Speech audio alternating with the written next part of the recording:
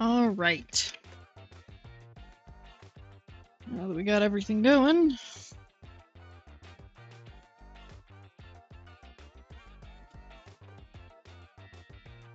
Just make sure my phone is plugged in. I don't want to lose chat by accident. It'd be a travesty.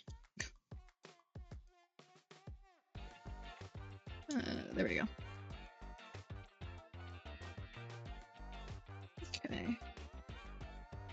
The plan is mostly to fix up these two, because I really want to post anything to my Instagram. I need to give her legs. It's too small.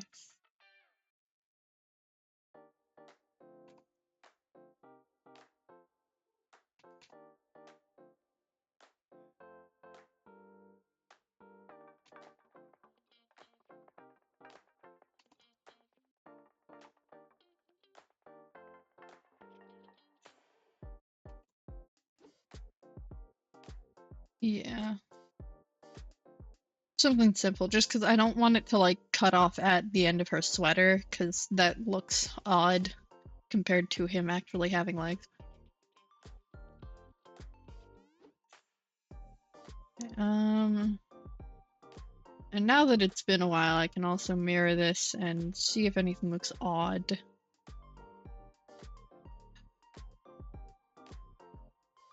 Yeah, I got fresh eyes. So that's an important step with artists. Sometimes if you're not really sure, you need to just, like, back off for a minute and come back later. And you'll be able to see any issues you might have a bit easier. Like, something I didn't notice before was that her, like, the cuff of her sleeve looks really weird and thin. And I think I managed to make her arm too long? But that could also just be a strange visual effect. This would be about here-ish.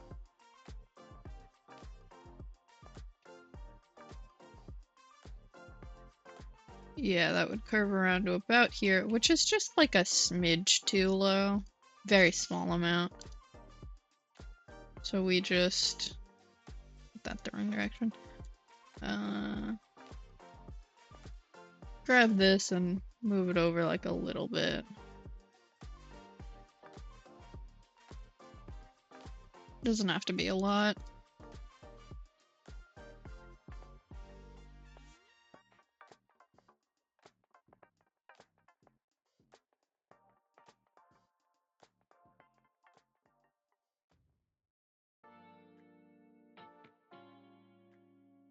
From there, we can then fix up the rest of this.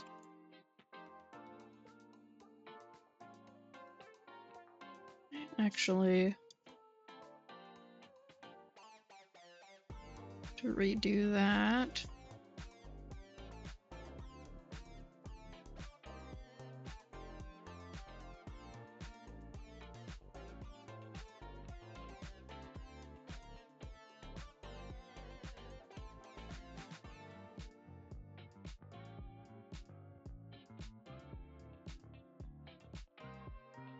I want hers to look a little thinner, and I should actually puff these up a bit more so they look like a thicker material.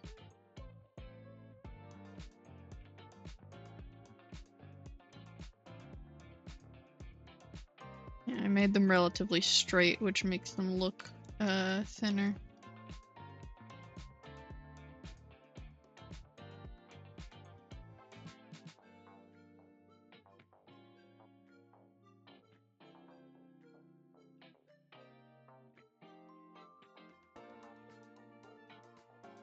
And you can also use the magic of illusion to make it seem like it has depth,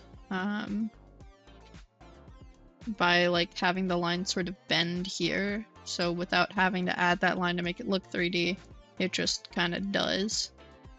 Since you have the curvature of those ribbing lines to indicate.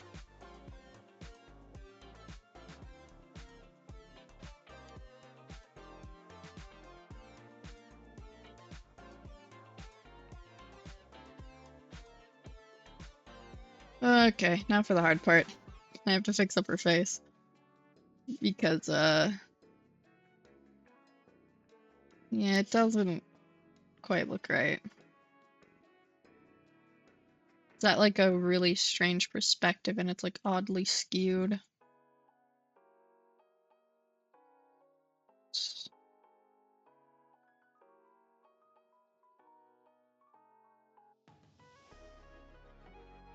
Line it up with her ears and her hairline. Her ears, I can only see one. Yeah, her ear and her hairline to...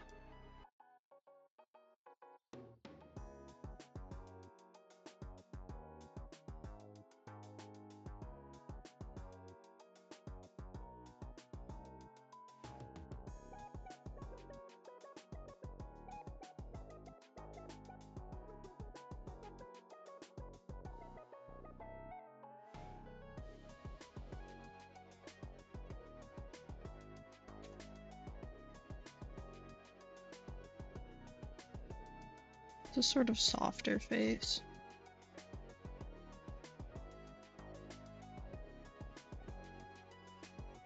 So I made her shoulders much thinner than they really are. After stream, I went back and I kind of like looked at some of my older art of her. I had somehow forgotten that she's buff as hell. Yeah. I'm not gonna like change the drawing too much because I can't be bothered. It's just a quick little fun sketch kind of thing after all, but I might try and shift things out a little bit, although that would require dealing with this shoulder again. You know, I think I'll leave her as is. I'm not gonna make it actually accurate to her design anyways, so... For the next one.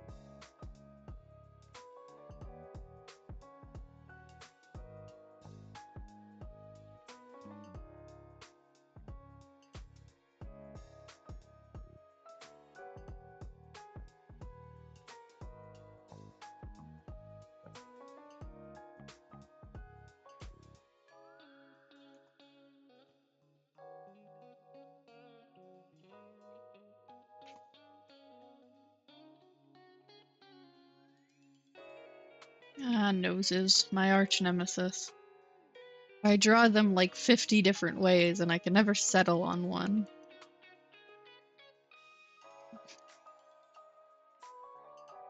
Because I mean, I sometimes will just draw characters with the little anime nose. You know, tiny little triangle to indicate that it is there. And then, you know, other times it's just like a line. Or I'll do like the puppet nose thing. Where it's like outlined way more than the other ones. Looks like separated almost, etc., etc. There's so many ways to go about it. I've already done his puppet style. Well, that was more like placement lines. I don't have to leave it like that.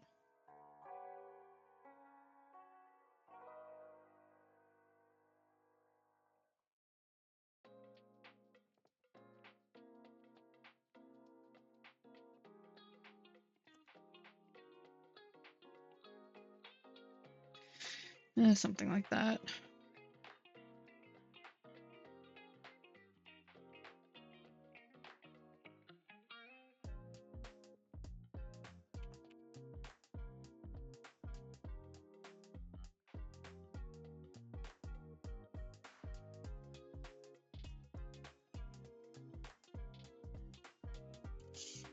Let's move this down slightly.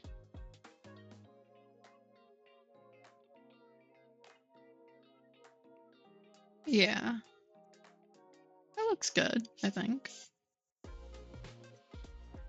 What do the flip gods say? It is better. We're getting there. Something still seems off though. I think her face is still tilted a little downward while her hairline is more straight on. But I don't want to redraw the face again, so we will just tilt the hair forward.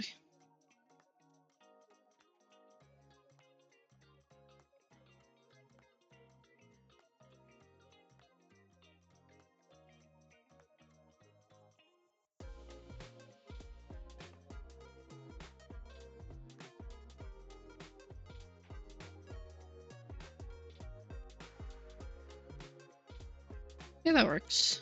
And then line up the lines. I will actually adjust this slightly.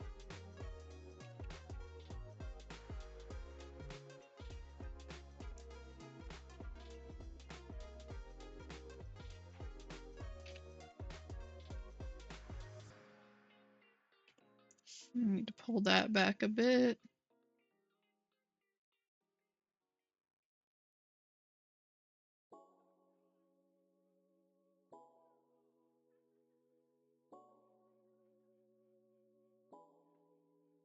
More like there-ish.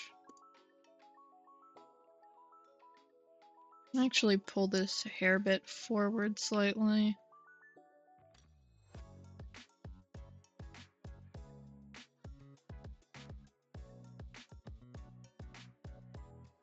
From that, her ear as well.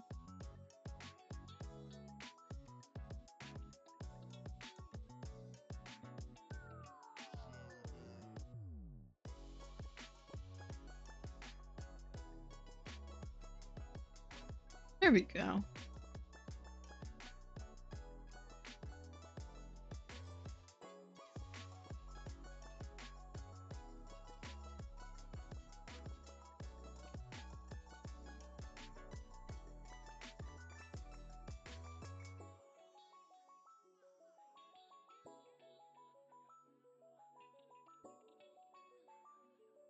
I didn't give him eyebrows. Whoops.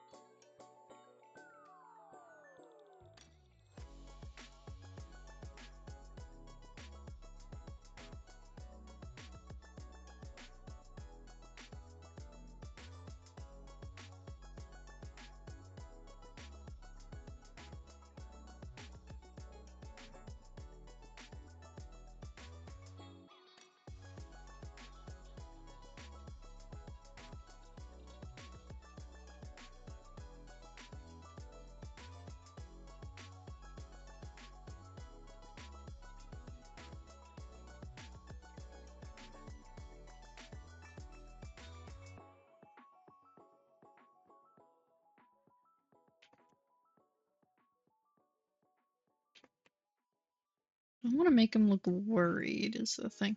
Like, the characters I draw usually always have some kind of, like, adjustment to their eyebrows for expression, be they, you know, pointed down if they're angry or, like, really excited, worried, doing the eyebrow raise. But I never really have them just, like, neutral. I'm not entirely familiar with drawing eyebrows like that.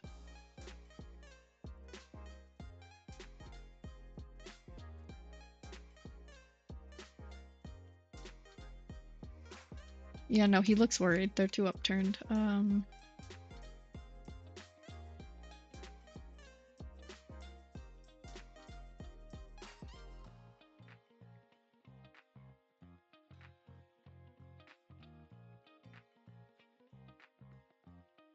Gotta curl up and then back down to avoid the concerned expression.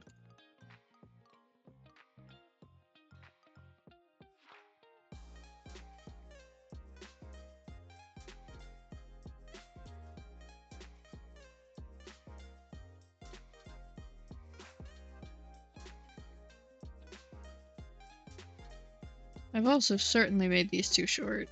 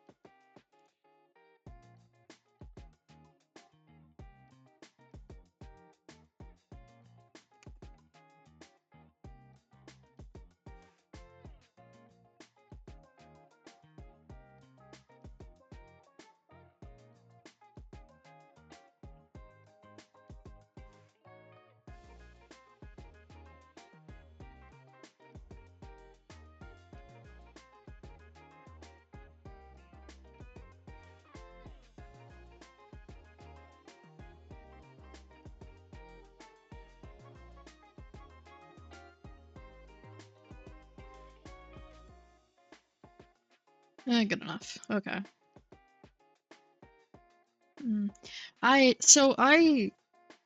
Games-wise, I enjoy a lot of Nintendo games.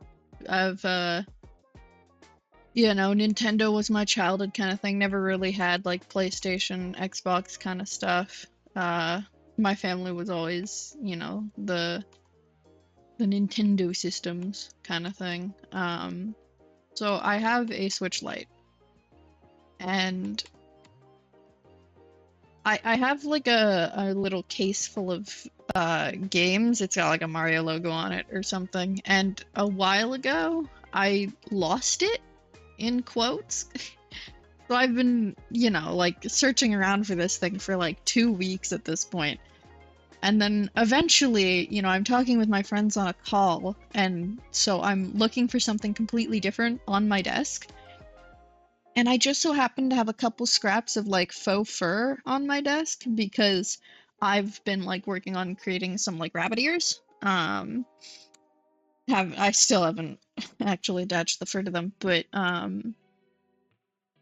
like I've been working on making those, so I just had the scraps on my desk, and you'll never guess what I find under those scraps on my desk. Shocker to the world, it's the container that holds my game cartridges. So the games that I have been looking for about 2 weeks now have been sitting, I kid you not, 12 inches from me. Just a foot away. You know, just right there the entire time. And I never found them. I am incapable of remembering where I put things, and then I will look everywhere except the most obvious spot. Like, I'll look in all of the weird places the things could be, and then I'll end up finding it just sitting out in the open in the most obvious place ever. It's terrible. I have them now, though, so that's fun. I've finally been able to play Tears of the Kingdom again. Which I still haven't gotten around to finishing. I'm trying to, but I mean, I haven't even finished Breath of the Wild, to be honest. So, the level of detail in their hair is so starkly different. I don't know how to fix that.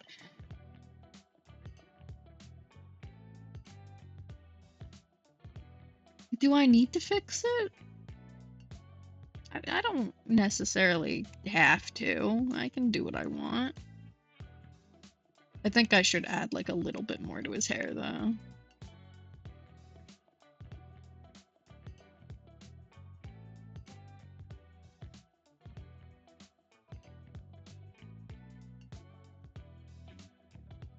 Just like a couple lines here or there.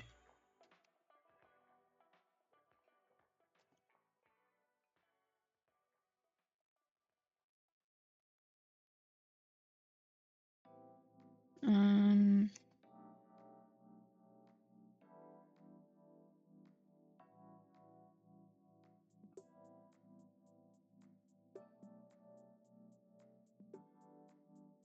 Put some flyaways in there. Oh, he doesn't have, like, stuff on the sides either.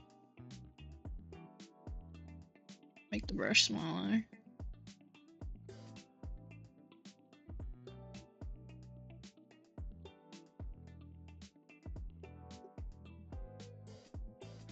Well, I don't really have him, like, with fluffy side burn things. It's mostly just kind of there.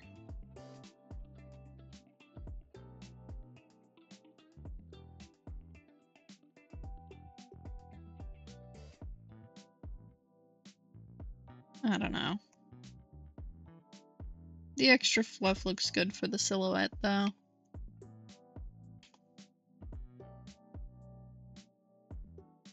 Well, it does hide the silhouette of his face. Yeah, shorter hairstyles are always, like, difficult for me. I'm not really sure what to do with them. Or, like, where to put the hair pieces to make it look interesting.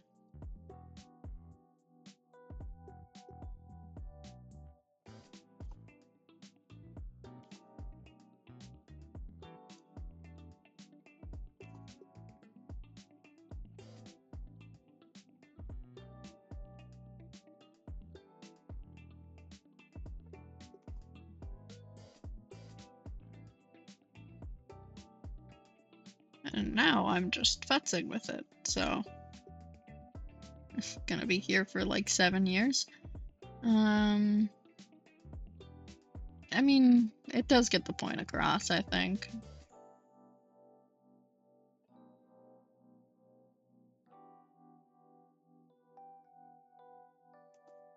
I could call this good. Because now that her face is done, now it's like the main, oh, this isn't finished part. We could call this good.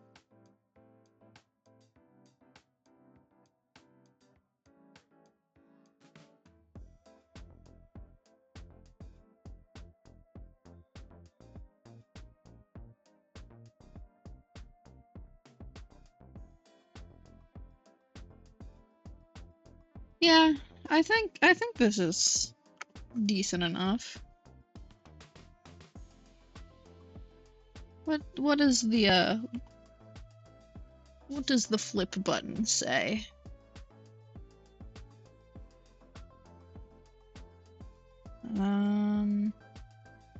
The flip button says this arm looks flat.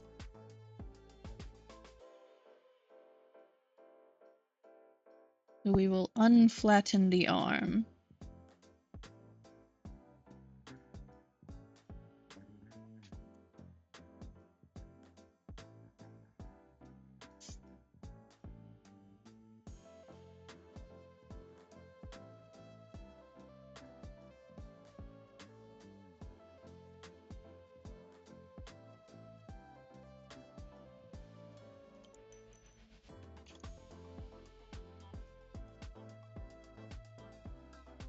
Is that better?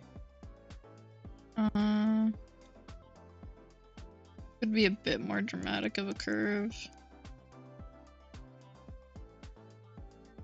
Yeah, something like that. Yeah, but so I've been playing Tears of the Kingdom again, and I finally finished the Fire Temple, which I never ended up getting the like flame guard armor before doing it. So I was just relying on like flame resistant potions or like fire resistant potions, which is not great. And then of course I ran out near the end. So I just had like barely not enough left. Okay, I think this looks good. Yeah. His shoulder's a little wonky, but I think this looks good. Other than that. But so I ran out of fire resistant potions, but I didn't want to leave the temple. Like I wanted to finish the quest. Or like I wanted to finish that main story bit, and I did not have a lot left. Like there was just a small, there was like 2 of the gong things left to hit. So I had two places to get to left. So I just kept going. But I had done the water temple first, so I had Sidon with me. So I just kept activating his sage power because it causes a bubble of water to form around you, which you can then, you know, like throw at enemies or whatever environments with your weapon by doing an attack. But it still counts as hitting you with water. So it would constantly put me into a state of steam, where my character is wet, and thus, you know, Link is being dried off by the unbearable heat, but he isn't catching fire yet. So I just kept doing that the entire rest of the temple. And I mean, I timed it wrong a couple times, so Link caught on fire here and there, but I mean, other than that, he was fine. You know, he lived. It's whatever. Very glad I did the water area first, though, because I would not have been able to make it through there without Sidon.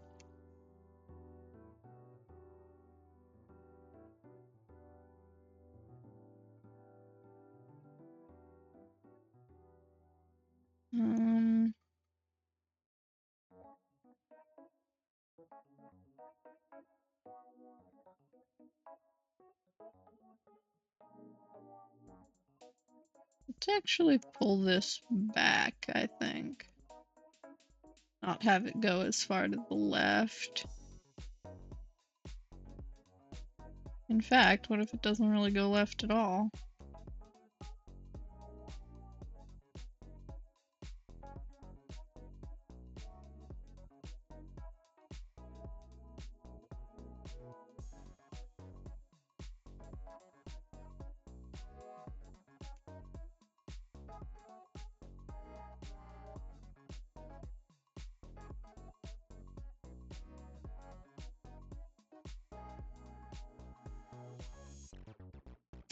Looks like there's a little face here.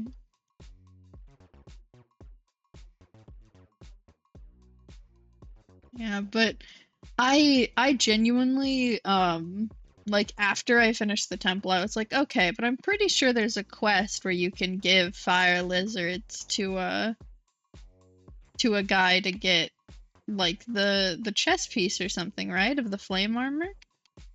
Which there is, just, you know, in the other game. And I distinctly remembered doing the quest too, so I was really confused when I checked my inventory and I didn't have any of the flame guard armor. Turns out I just gaslit myself into thinking that happened in Tears of the Kingdom, despite it happening in Breath of the Wild, because I had played the games like in tandem. Because I got Breath of the Wild long before I got Tears of the Kingdom, but I kind of just started playing them at the same time. At one point, because I like restarted my Breath of the Wild run like twice, I think.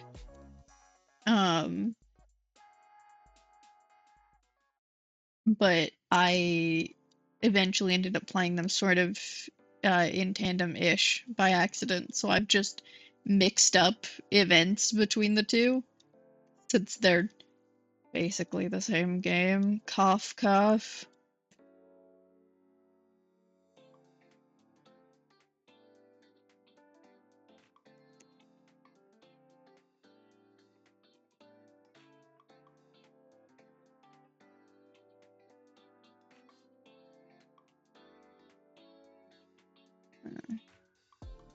Yeah, it took me a while to figure that one out because like I looked online too for like quest guides and I, Fire Lizard or Fireproof Lizard Roundup and I saw that and I was like, yeah, okay. And I checked through the tutorial of how to do it and I went to the Southern Mine and I found the exact spot where the guy is supposed to be and I'm like, where is he? Also, I'm pretty sure I remember this having lava, right? I know that most of Death Mountain is like unlava'd now, but I thought this part had some. Um, and I don't know. I The funniest part is that article where I got the quest guide from said Breath of the Wild side quest in it. Oh, hey, welcome on in. But it said Breath of the Wild side quest on it, but I just didn't read that part.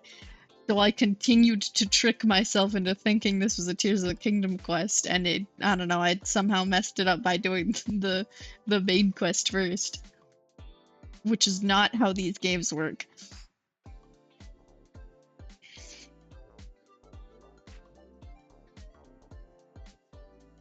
Alright. I think this is good for a sketch. I have not given him irises though. I should probably do that.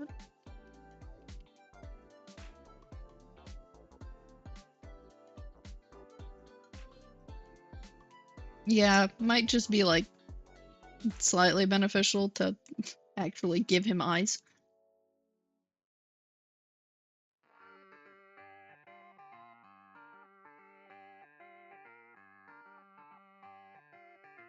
Oh, because of all the overlapping lines, he looks so tired. Me for real, buddy.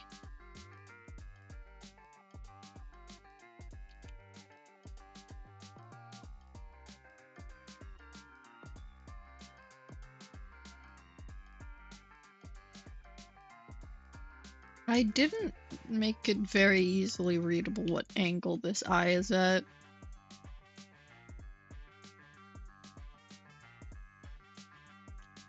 I honestly don't know. I think it's supposed to look like this. It's all minute details, of course, the small things that you don't think matter, but then if you glance away from the picture and look back, it's like, oh, that looks so aggressively incorrect.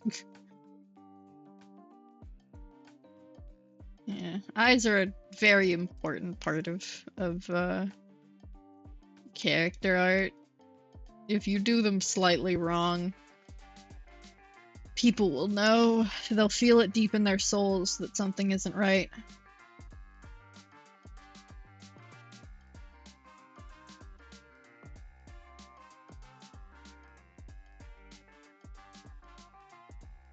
I think his eyes. Excuse me.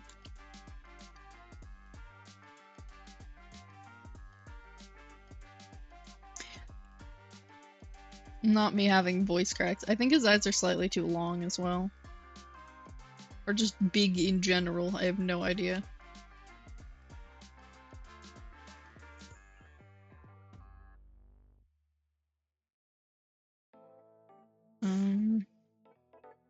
I think that's better. Probably. I should zoom out. Oh, his right eye looks weird.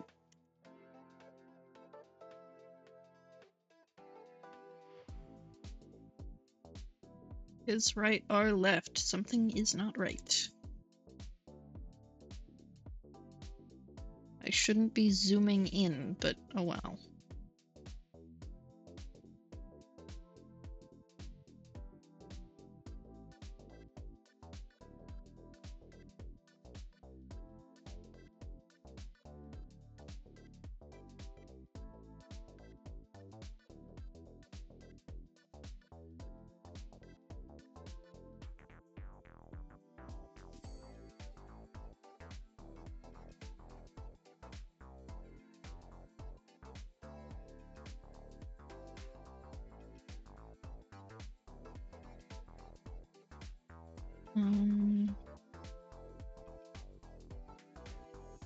I mean, it's better. I think it works. Okay.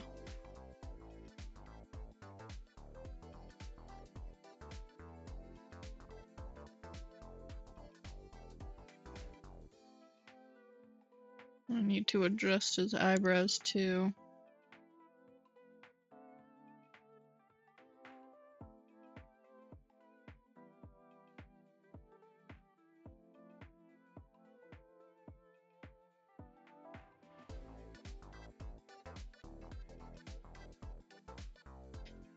He still looks terribly worried, but I'm not sure I can fix that.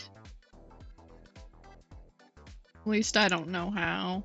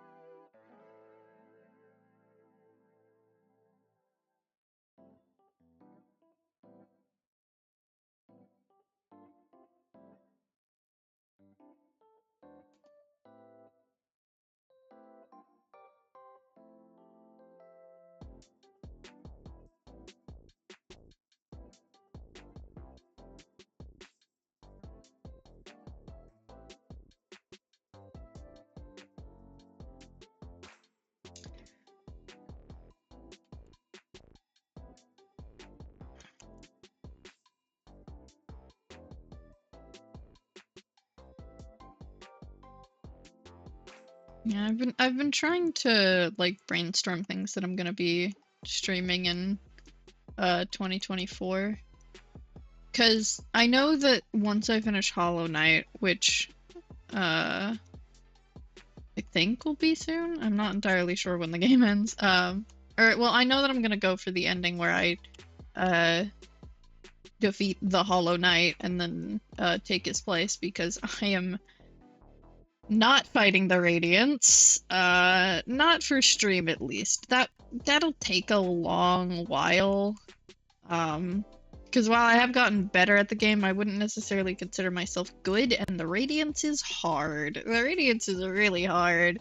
Like I've seen people fighting that thing. That is brutal. So that'll be more of a thing I do on my own time. But I don't know, I might record it for like a short video to put on my YouTube, but I'm not gonna stream it. So I'm hoping I'll be able to beat the game at some point in the near future. And I know that the next game I want to play is Little Nightmares. At least that's the plan. The plan could change, but the intent is that the next game I play is Little Nightmares.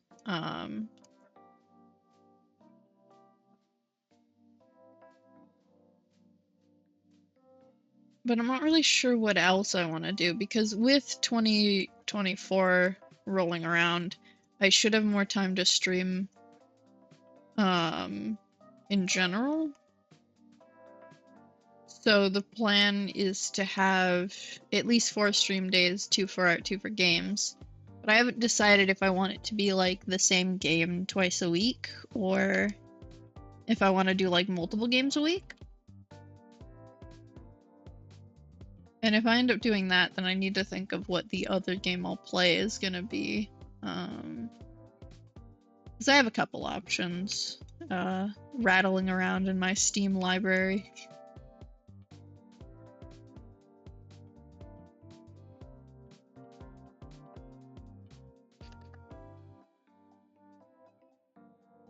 All of which I've immediately forgotten. Because, like, I do have a few games that I can play, like, with other people. You know, things like, Dead by Daylight, Deep Rock Galactic, Lethal Company, a classic right now.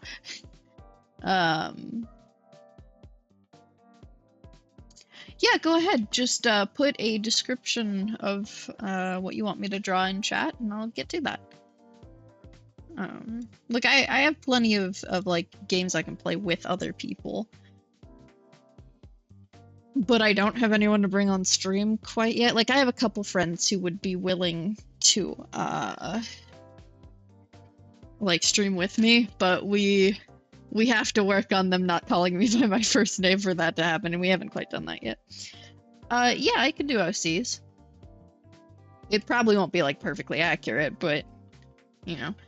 I'm thinking if I do this next year, I'll probably have more like of a... If I have more people in the stream too, then instead of it being like a during stream thing, I'll probably have like a form people can fill out beforehand, and then I'll like work through it. Because I would let people send like reference images and stuff, because Twitch chat doesn't like links very much.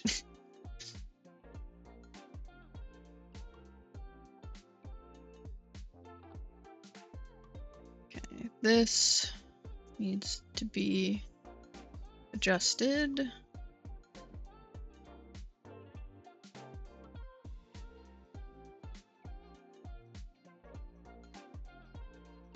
There we go.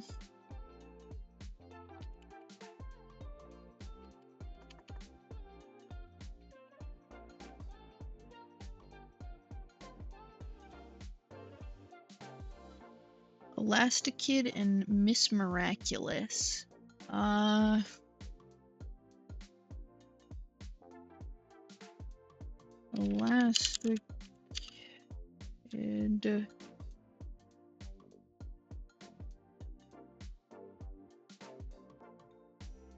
Oh wait, you said these were OCs. Right, can you put a description of what they look like in chat? Let's get a new layer gun. Wait, I should... hold on. Should go to the other file. Open... which one is it? It's this one, I think? Yes. Yes, it is. Just hide that.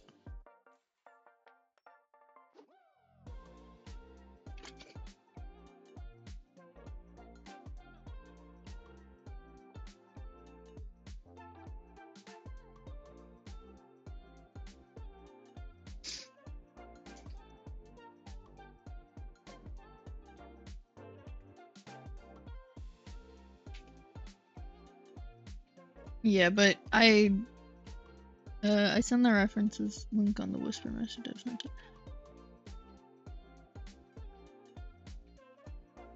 Twitch doesn't... I have links turned off on my Twitch chat.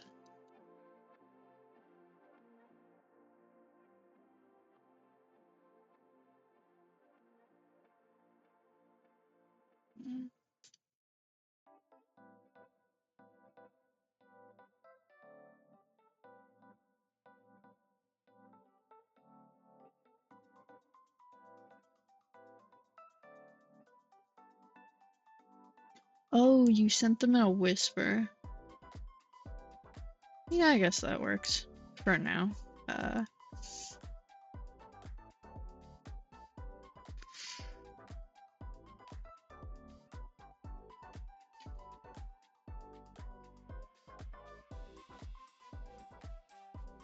I do have an Instagram, but I did see the Whisper message you sent.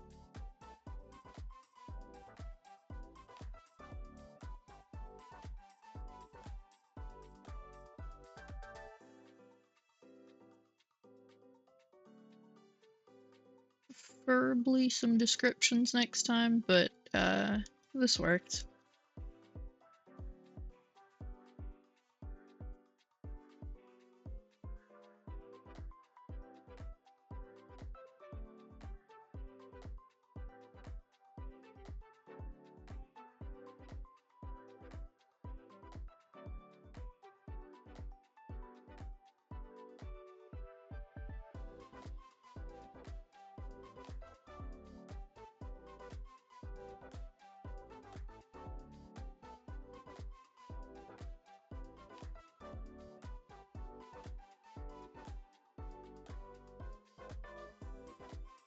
What am I gonna do for Christmas? Not really anything. I don't celebrate Christmas. I celebrate Yule, which was yesterday, but me and my family are gonna be getting together this Sunday to celebrate, which is why I've moved my weekend stream to, or not this Sunday. We're getting together this Saturday, which is why I've moved my weekend stream to Sunday for Hollow Knight. Because it was the only time all of our schedules could line up with like work and stuff. Um, so I'll just be hanging out with family. Don't have any specific Christmas plans though. I don't know. Might go to a park or something. Haven't done that in a while.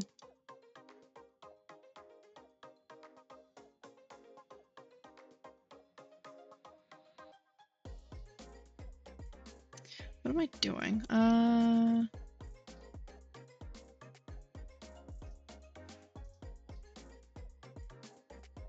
Thinking.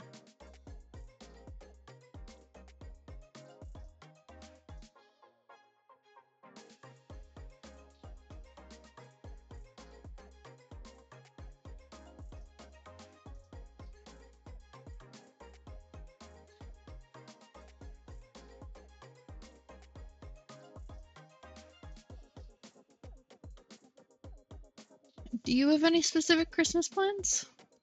You know, gonna go see family, hang out at home, eating delicious food, kind of thing.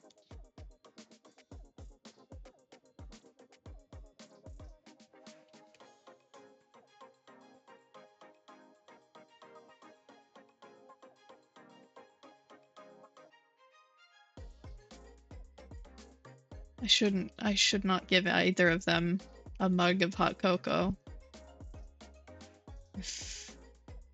Hot cocoa mugs are my enemy. I've learned this. Why am I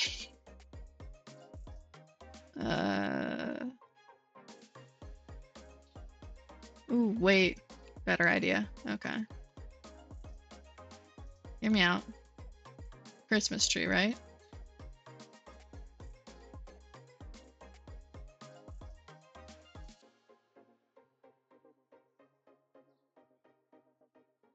So Christmas trees, you always need a ladder to get the star up at the top, right? Right? Unless you're a funky little guy with elastic arms. Then getting a star on top of the tree is easy peasy.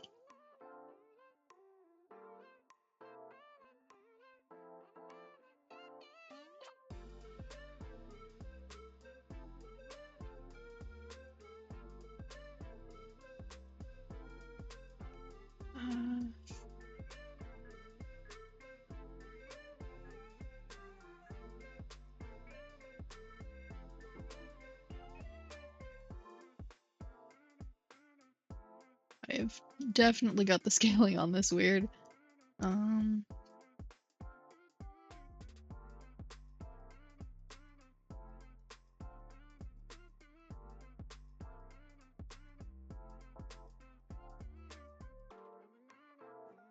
Oh, base sketches are something.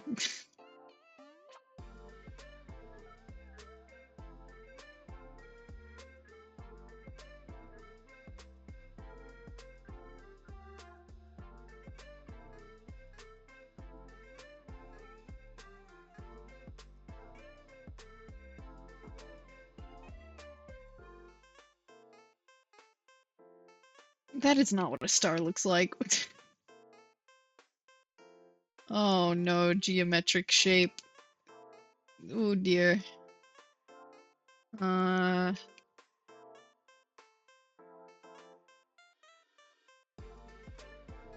god. Oh god, geometric shape.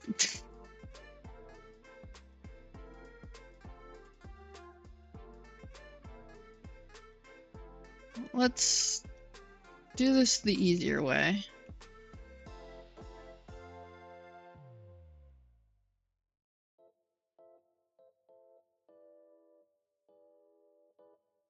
Line it out, and then erase the inside. There we go. That's a star. We got there eventually. Only took 7 years. Okay, and I'm actually going to get rid of these. That's not right. Get rid of these. Edit, cut. And then we can move this down to get a little more room.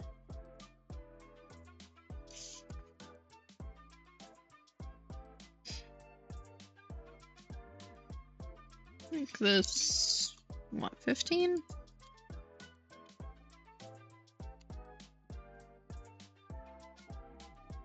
Or, no, 14. Yeah, 14. There we go. Smaller number is further away.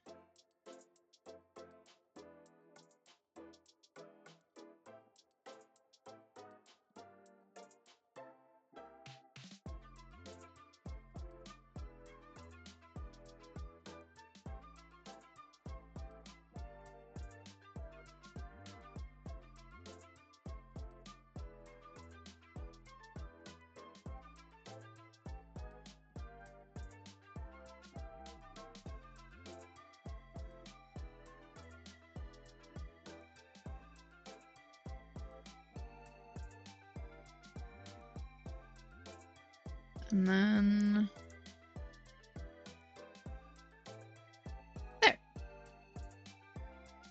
It's an appealing shape, I think.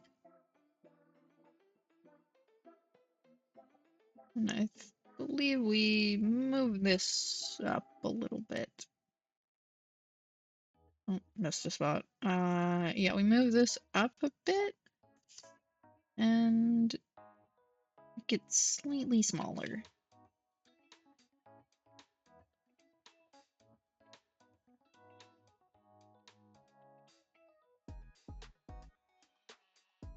And also lengthen the tree. By pulling it down a little.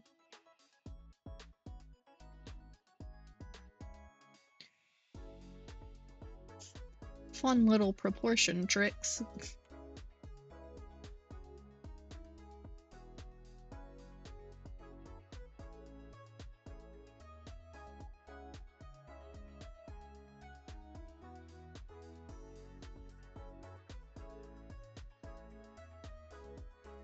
Which allow us to have the character look a little more like they're stretching up. That's pointed too far to the right.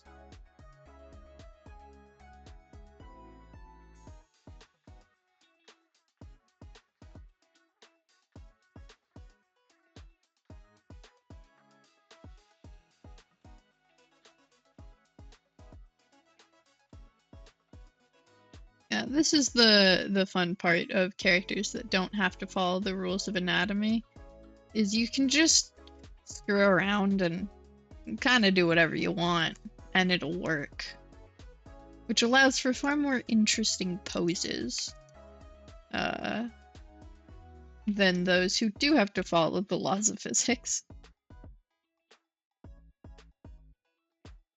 It gives a sort of like dynamic freedom. Dynamic freedom that you can't always find in actual characters. Now, of course, having a more cartoony art style can allow one to push the boundaries of anatomical accuracy.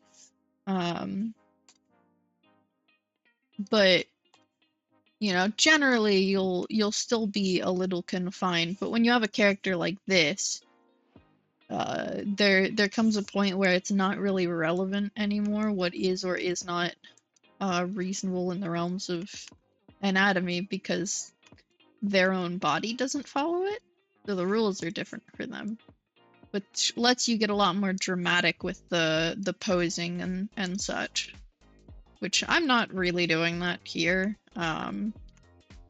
He's mostly just standing there with an arm outstretched, but it still does allow for that sort of cartoonishly, like, placing it on the top from above kind of thing. Which you wouldn't be able to get with a character that's that doesn't have this sort of ability.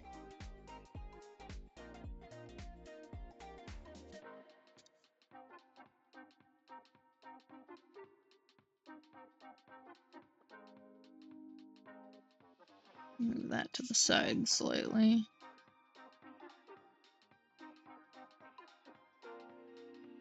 A little longer. That is an eraser.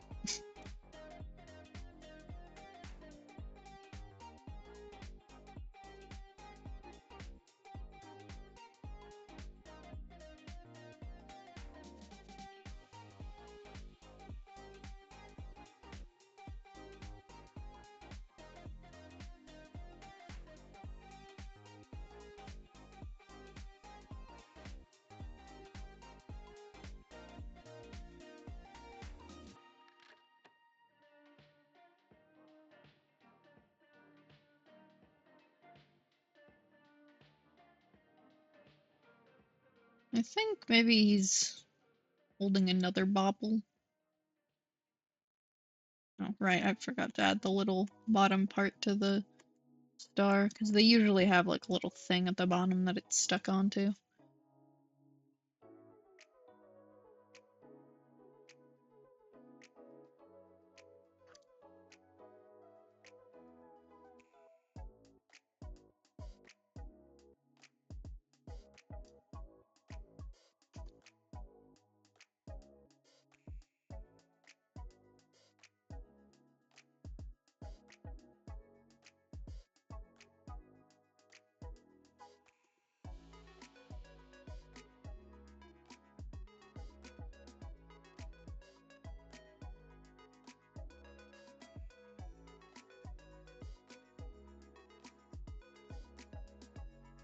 How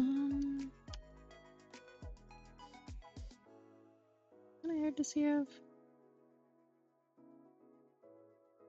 Okay.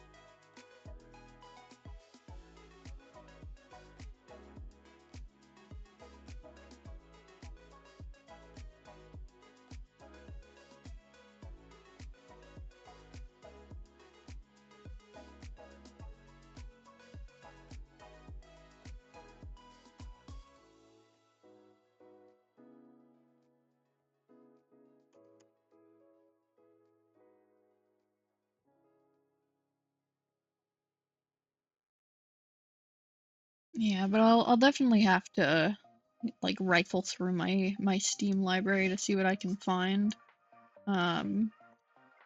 for other games to play. I could play Stardew Valley. That is an option.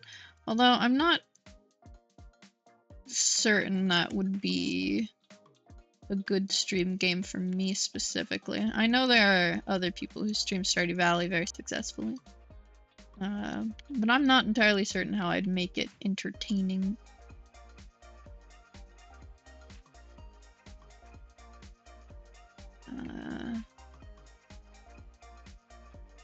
What else do I have? I've got a variety of horror games, I think. I have Help Wanted, the first one. Don't have VR, though. I feel like that's like half the appeal. FNAF in VR. Makes it a lot scarier, too, because it's like up close and personal kind of thing.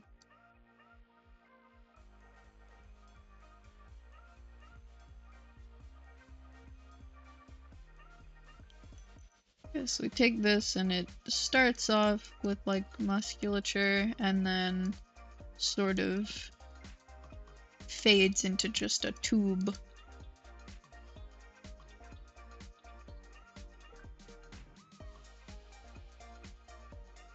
Because I feel like trying to draw any sort of accurate musculature system onto this would look absolutely horrifying. And we're here to make a fun Christmas scene, not body horror.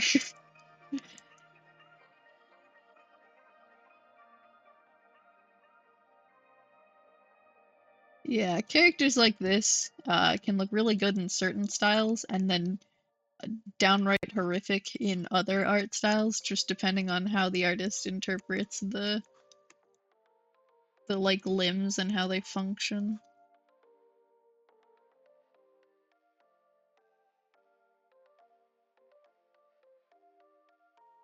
Because honestly, with the level of detail my art style has, if I'm not careful, this could look terrifying. It's a thin line to walk, truly. Okay, erase that.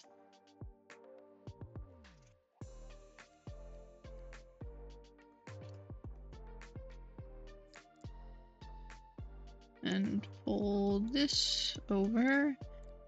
God, long tubes are very not easy to draw. Because, like, you have to keep them even with each other somehow, which is not the simplest task. And it's, like, really obvious if they aren't even. Like, you can't really fudge it, because it's something that the brain can easily pick up on if one of them is, like, if there are, like, certain parts that are way thinner or way thicker than the rest of the tube.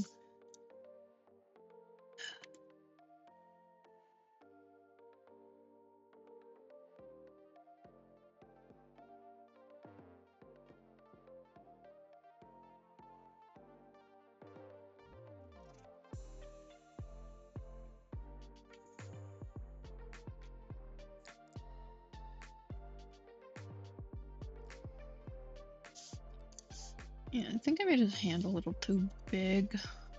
Like, long. I made the fingers too long. Let's move this down slightly. Like so. Krita, you bastard. There we go.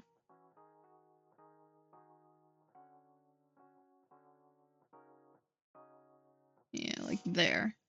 That works.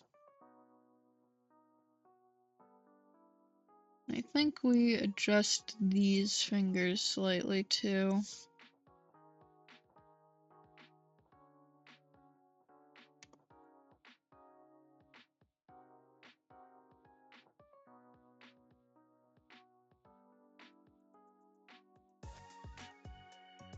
There we go.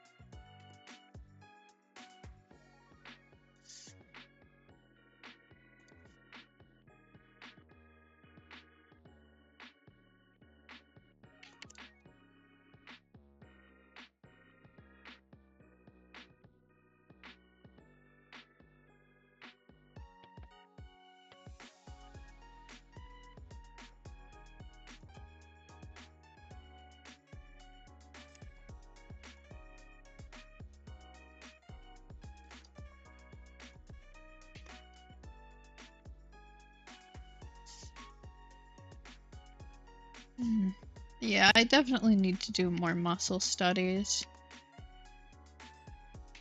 Because I have, like, in my stories that I'm trying to draw more, a couple, like, muscular characters. And I just, like, haven't been drawing them properly, because I can't, like, remember how to, because I haven't, studied, like, full-blown anatomy in a while.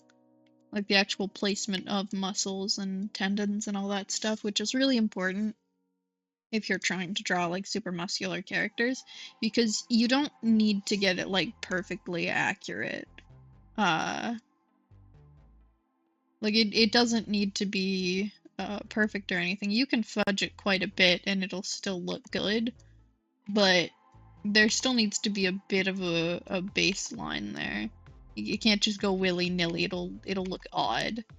And I personally like my anatomy of my characters to at least be like mostly accurate.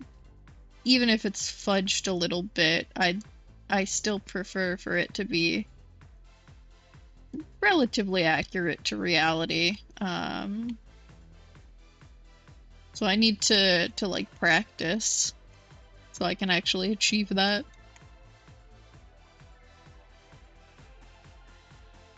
Because as of right now, my ability to draw muscled characters is questionable.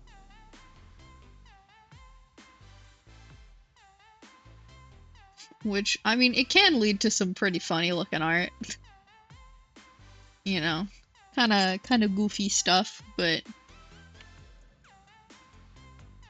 if I'm trying to draw a muscular character, it is entertaining for it to look silly, but it's not exactly what I'm going for.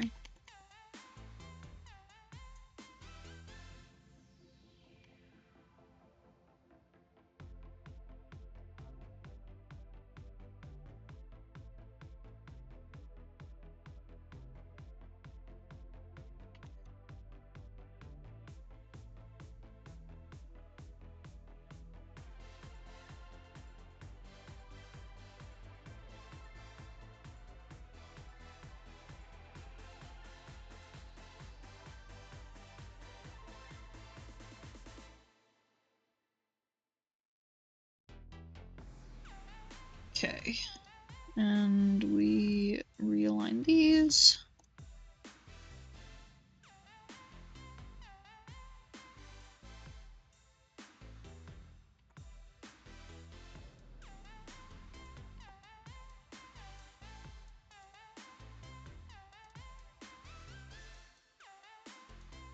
There we go. It's a little better. A bit long, but a little better. Just gotta like fudge it here or there and it'll work itself out.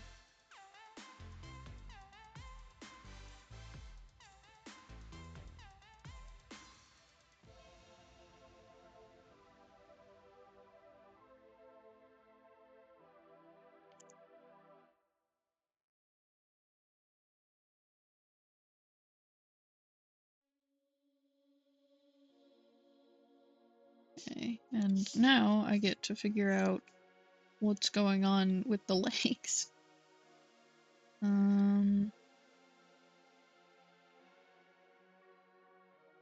Yeah.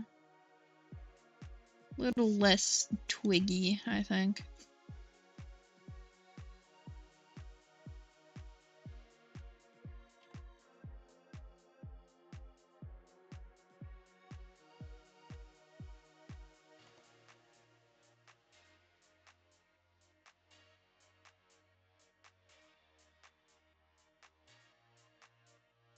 Give him a small bit of muscle mass.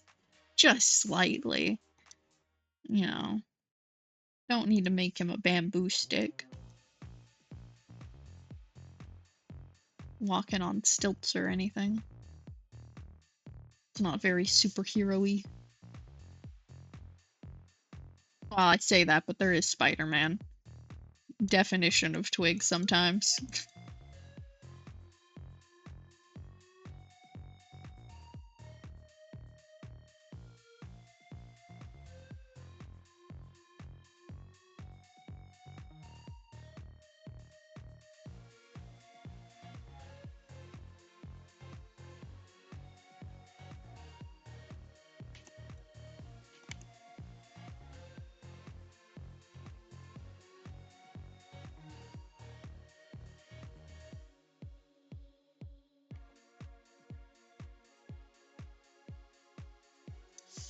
Okay, and then...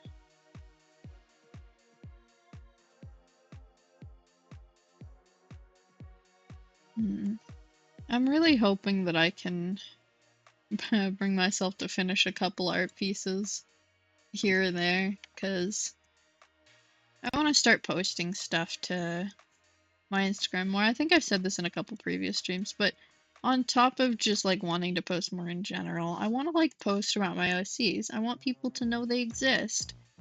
I like the silly little guys I've created, and I think other people should know about them. Because I'm sure there's someone out there who would also take enjoyment from the silly little guys. You know. Because they're fun. It's fun to make and share stories. Like, yeah, most of it is me making it for myself, but it's also enjoyable to share that fun with others. And like interact with other people about something you enjoy, and if you're the one who made the thing you enjoy, it's even cooler. Because then it's like, oh my goodness, I made this thing, and I like it, and other people like it too, and that's fucking awesome, you know? And you can't know if other people will like it if you never show other people. Hot tip of the day. Okay. I think I fixed whatever was going on down there. I think his legs look like legs now, so believe I've succeeded. Just maybe. I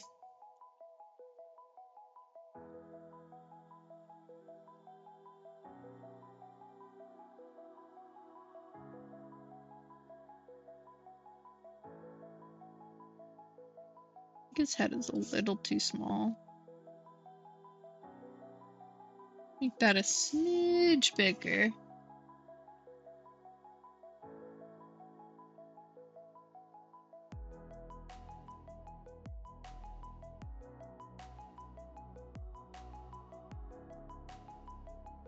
Okay. I changed nothing. Fun.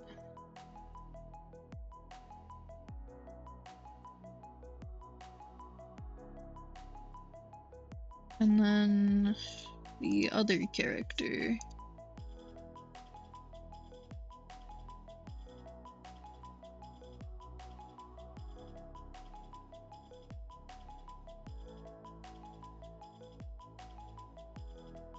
Have her like putting up an ornament maybe?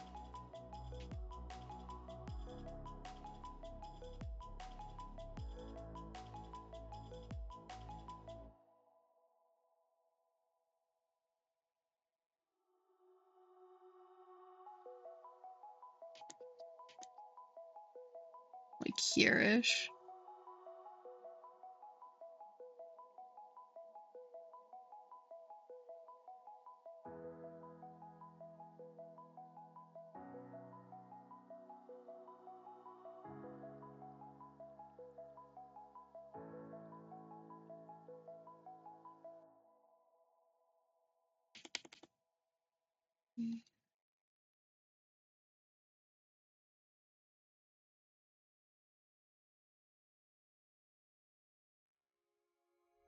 That really is just the longest pause in between songs.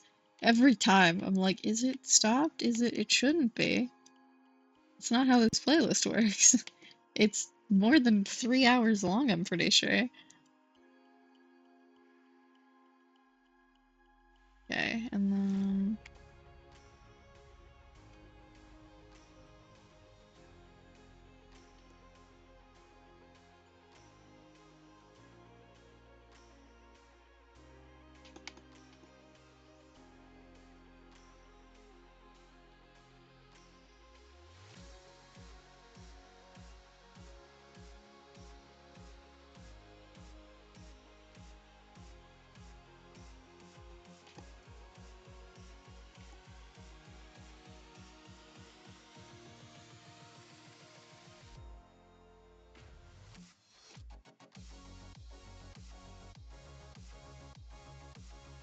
Ooh, that is a rough step anatomically.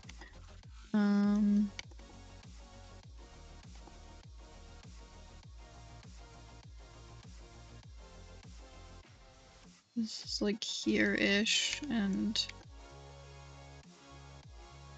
Okay. Let's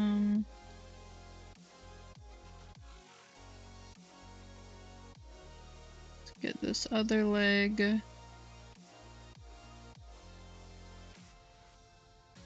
Is she in the same scale as him? I don't know.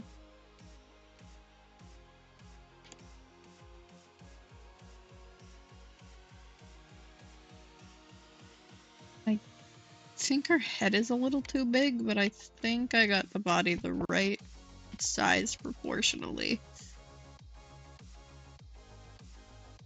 I think that's the most difficult part about characters in a scene, is making sure that they all, like, fit sizing-wise, like, accurately, so that you know, you don't have one character at one scale and then another at a completely different scale.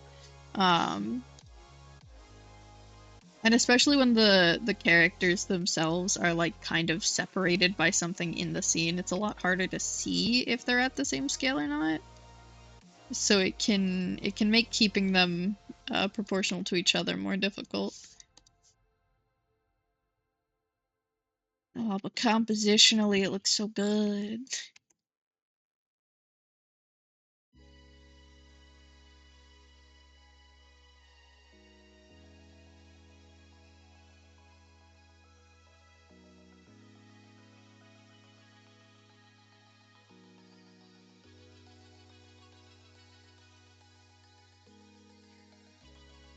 Okay, so we have her putting weight on both legs in contrast to him not really having any weight on the back leg, but more using it for balance.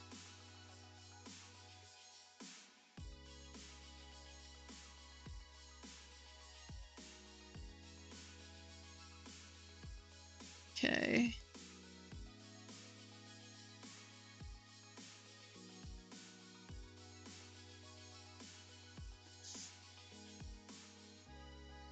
I think the most interesting part here is visually, it feels like I've made this leg longer than this one.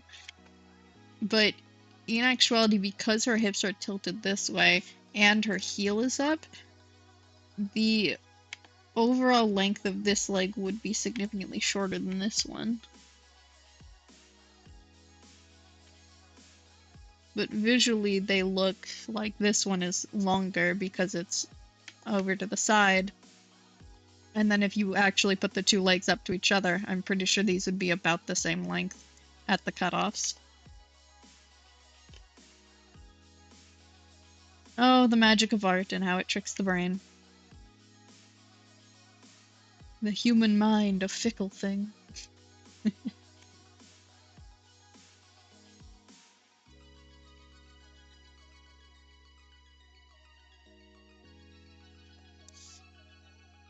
Let's erase some of that. Arms and the body in the right position.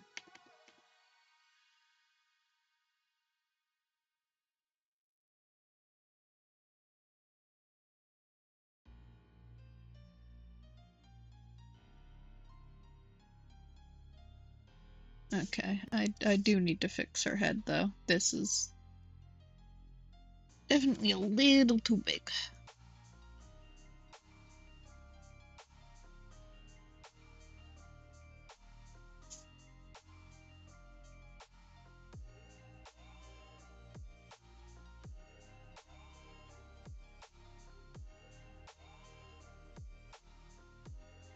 The neck a little thicker so it doesn't look like her head's about to snap off. You know, just slightly important, just a little bit.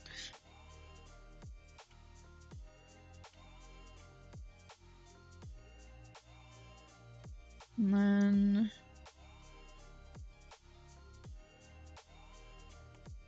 maybe she's like has one arm down to like a box or something. Like, why am I adding another object to this scene?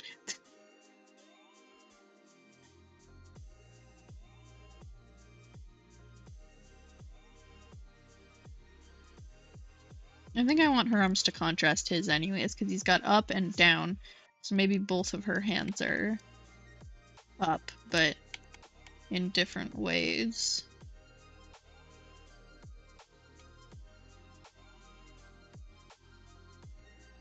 So she's got like one hand holding an ornament just like off to the side, and then I can draw a circle, that is. And then the other one actually putting one up.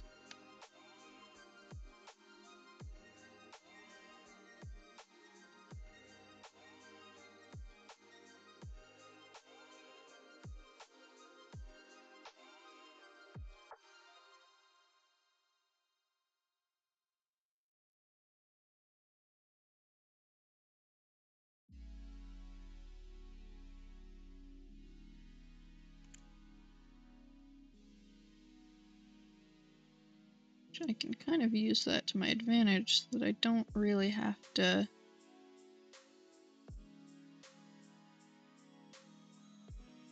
make the hand as like detailed or obvious, sort of. Well, no, that looks weird.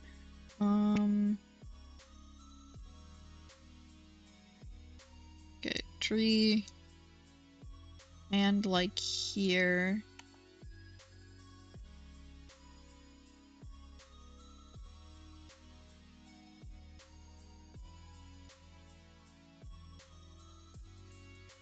This is a very odd angle to do this from. And then the ornament. And then like the rest of her hand.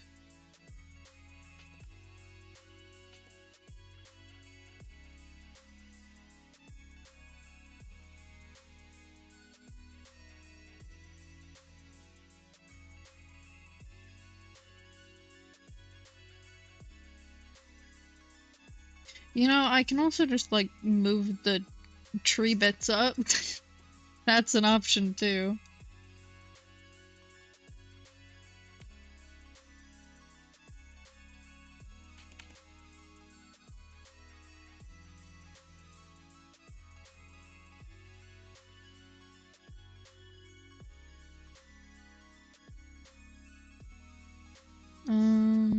Why am I so zoomed out for this part?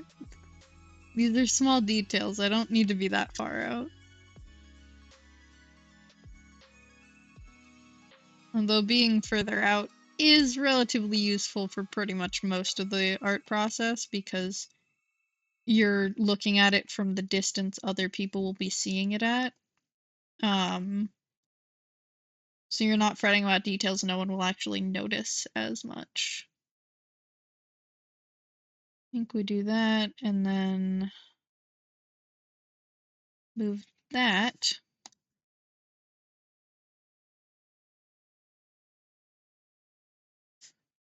Again, with the long pause. Got a lot of those in this section of the playlist, I guess.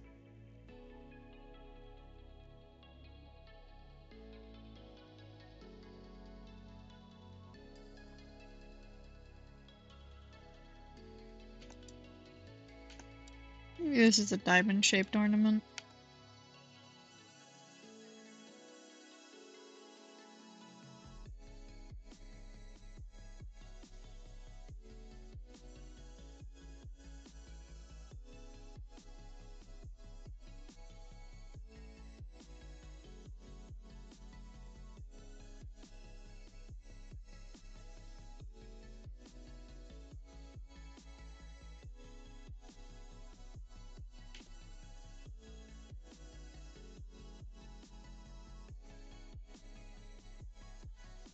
Okay, and then we form the tree around the ornament and the hand instead of them around the tree, because the tree can be very moved.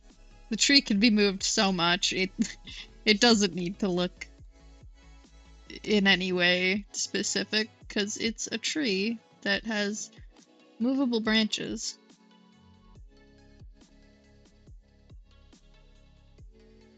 You can kind of do what you want with trees.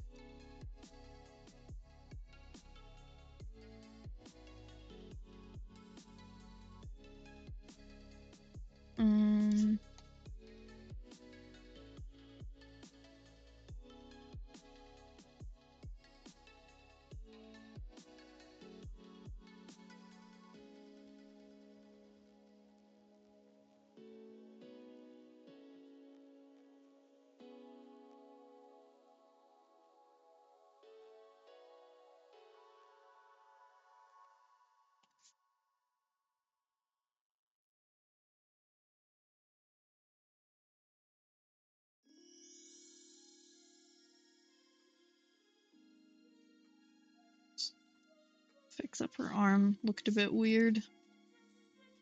And the wrist connection.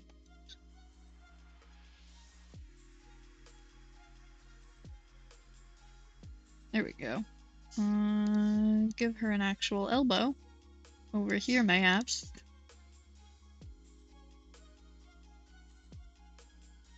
Okay, and...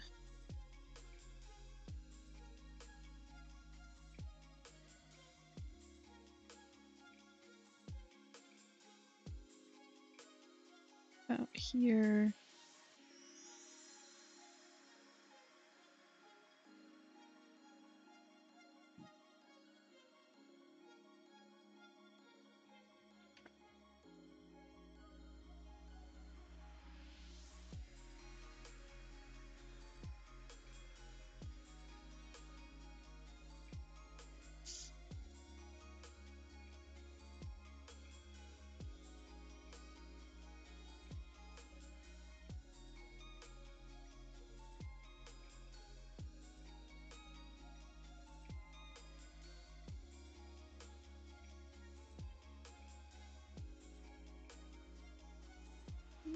Wouldn't actually start that high up, I don't think.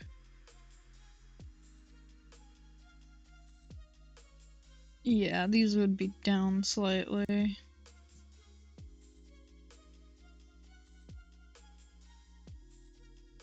Down there.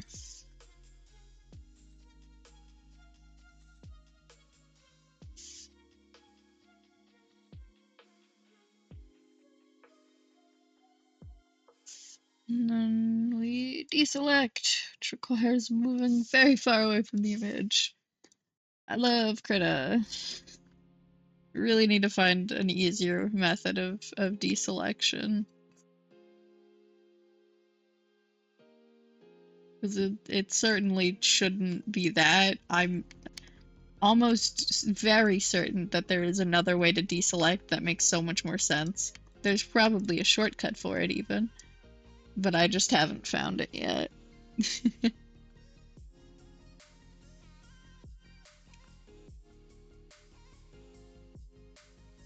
This shoulder should be more relaxed, so let's bring that down actually. Yeah, more like here-ish.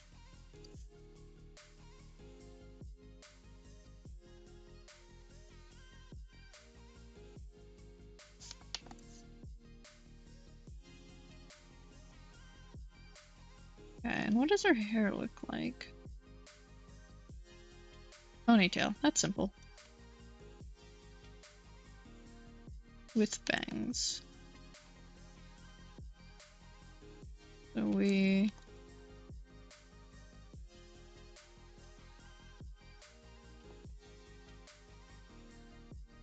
like this, and...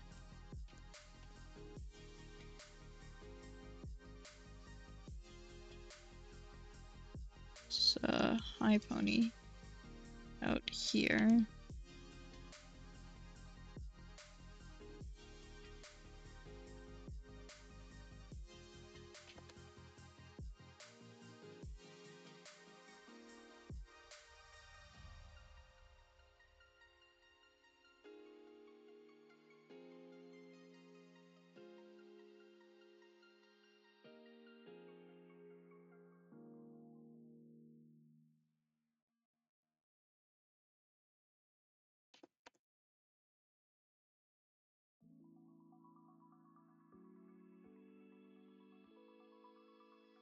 She's got, like, bangs in the front.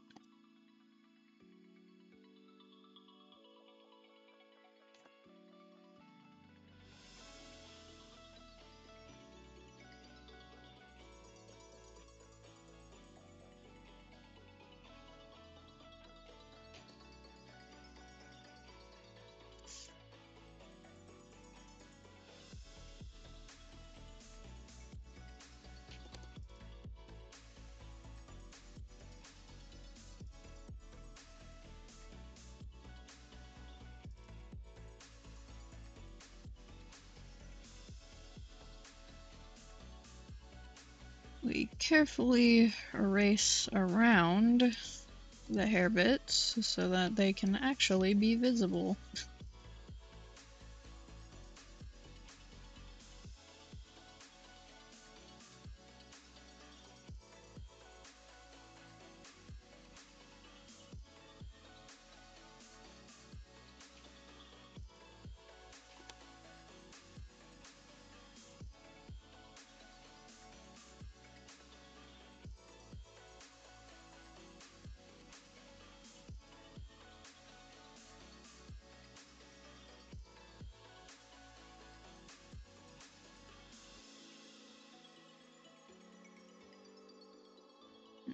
Bangs are not my specialty, but I think these turned out pretty dang good.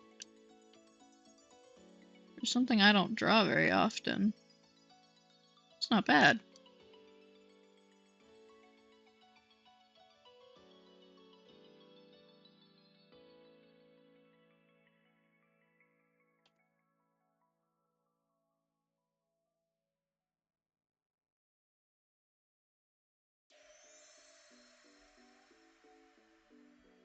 Flatten that slightly.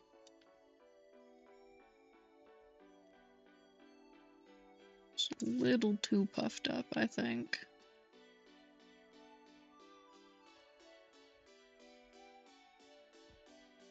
Yeah, something like that.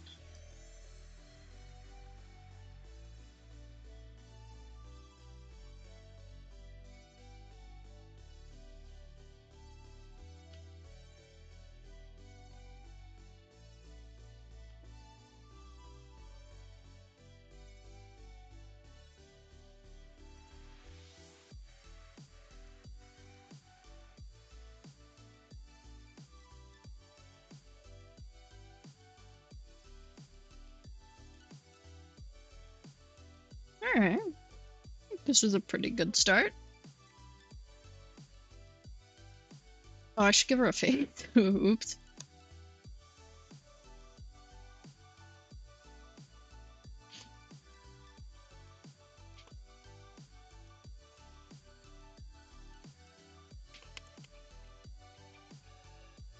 What does she have? Sort of squarish.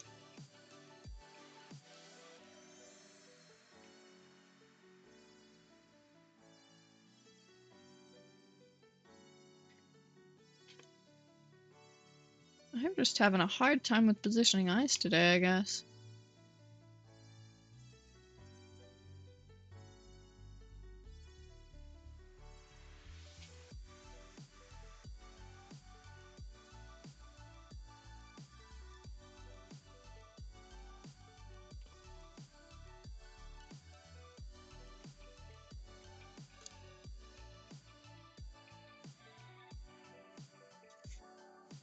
Yeah, that's not gonna work.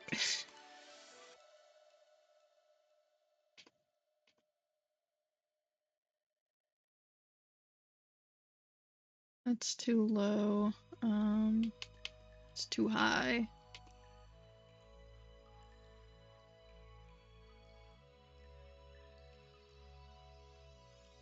Zoom in a bit. So I can actually see what I'm doing.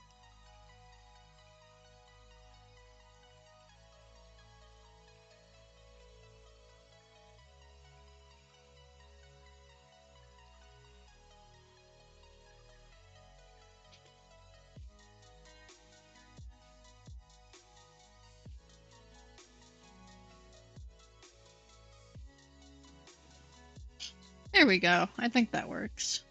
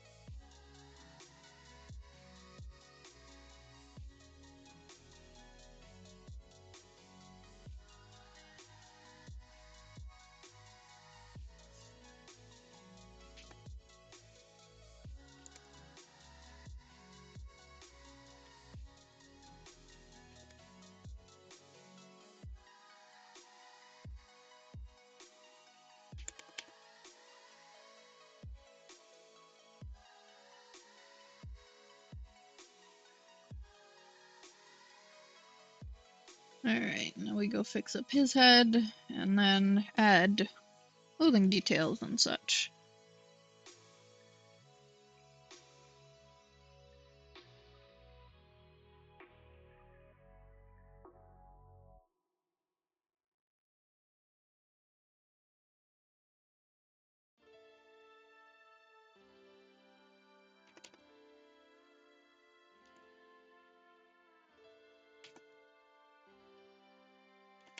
Never really sure what to do for the inside of ears.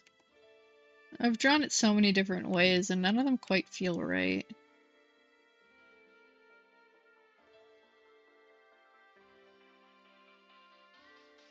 Mm.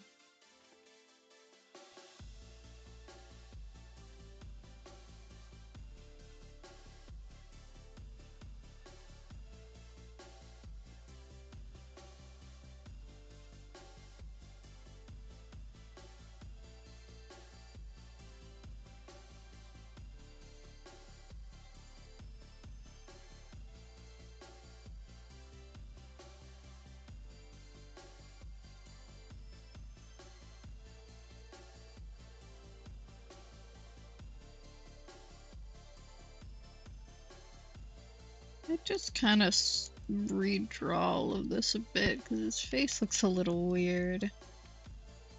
Shape-wise.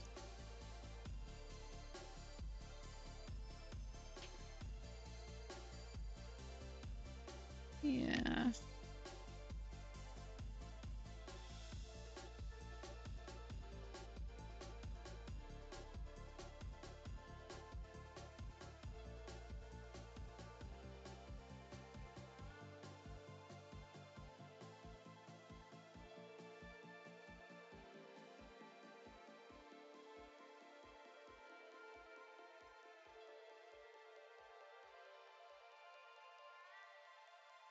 Oh, that nose is definitely way too high up.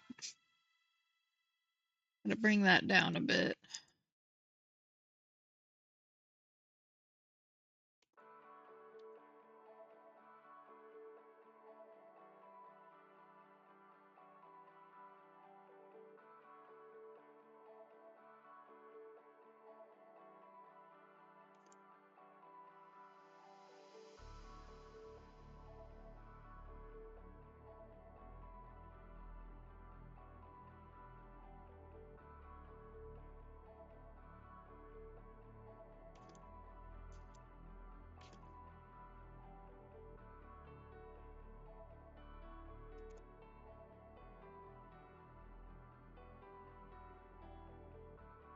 Hmm.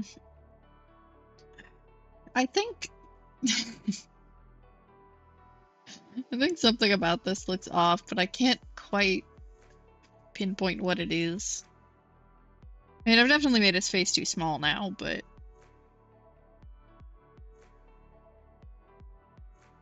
you know, let's just turn it slightly. That's easier. Just ever so slightly. Add a little dimension.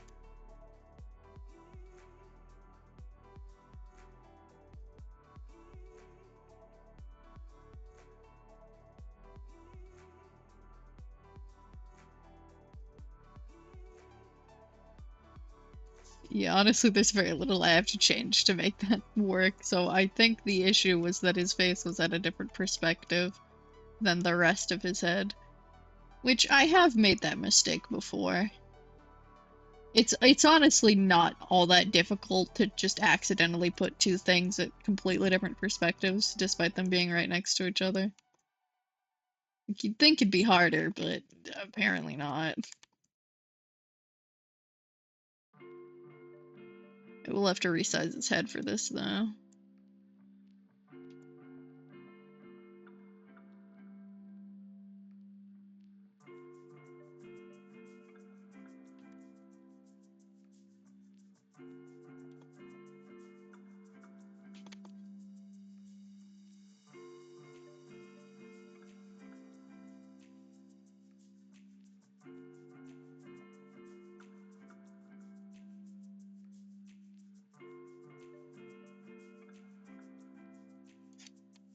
So his eyes are about here-ish. This is the nose.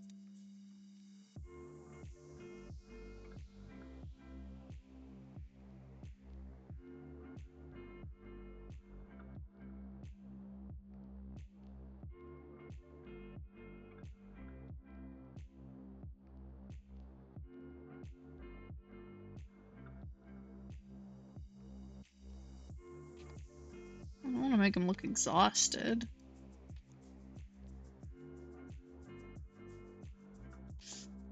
Let's pull that up a bit because it looks tired. That sort of round at the top so that it fits with him looking up, because when you look up, your eyes open more than in the resting or looking down position. Your eyelids tend to follow where you're looking for some reason.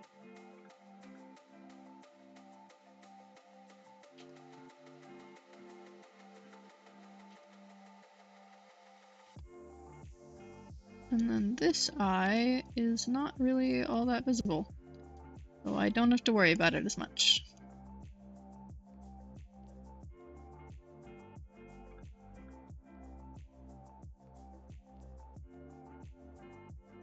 And we erase this. Connect that in.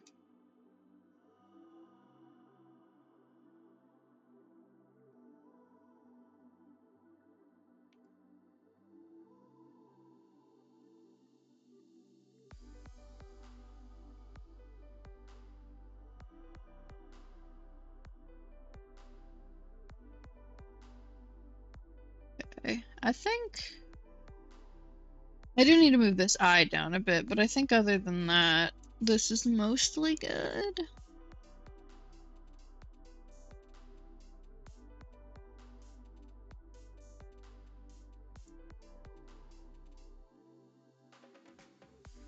Yeah, this feels like it works. Well, hold on.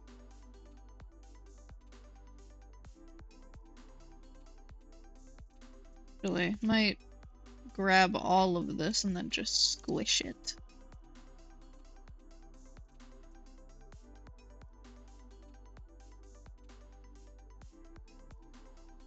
There we go.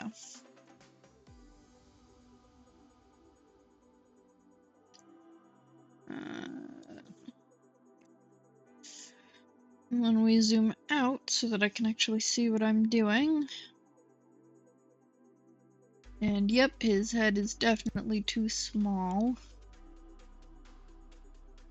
Yeah, so we just make this a little bigger.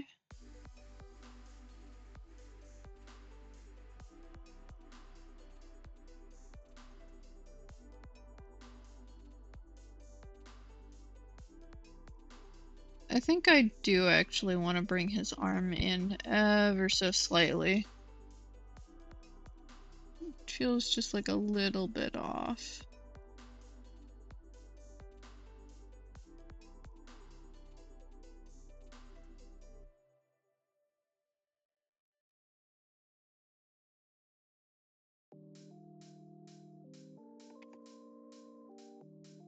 Or maybe not in, but up?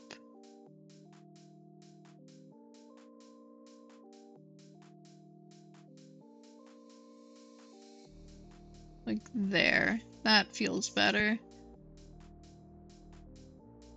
Which is like half of the artistic process is, does it feel right?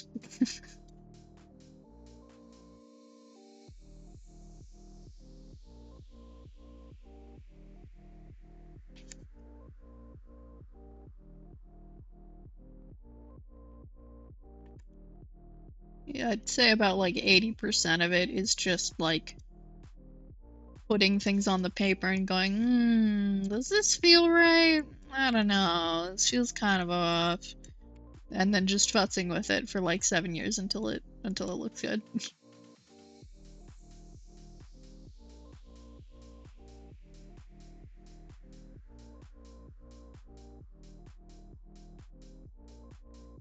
And then, you know, like 2 hours in, you remember a like tip or trick that you forgot, and then go, oh yeah, that's a thing I can do, and then you do it, and it's a miracle, and it magically fixes everything. And then you flip the image and go, still doesn't feel right. And the cycle continues.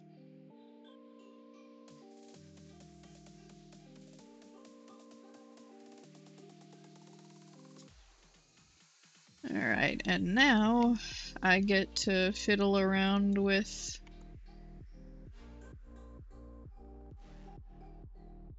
the arm. Oh dear. Okay, first and foremost, we want to clear out the inside.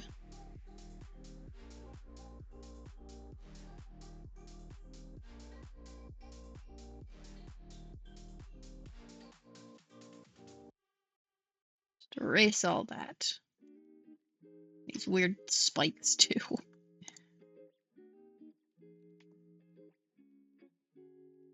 And I want to go ahead and detail this. That's the wrong direction.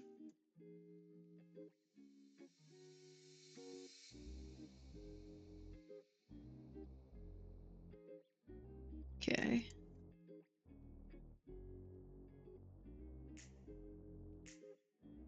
Yeah, we sort of bring it forward, or inward, and then back out to indicate the muscle structure.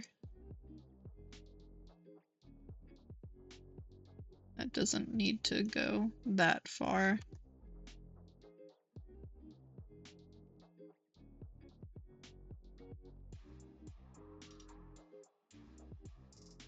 And there's the upper shoulder contrasting with the neck.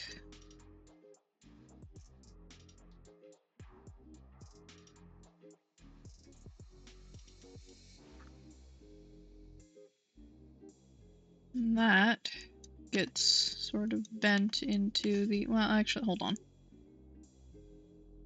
The face is cutting through that, so we need to, no, wrong button. Need to erase that here to make room for the chin.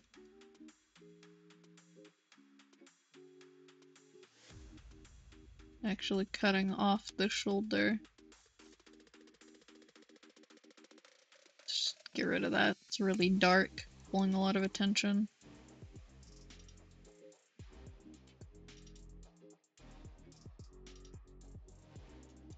Shoulder's like here-ish. That gets cut off by the chin a bit.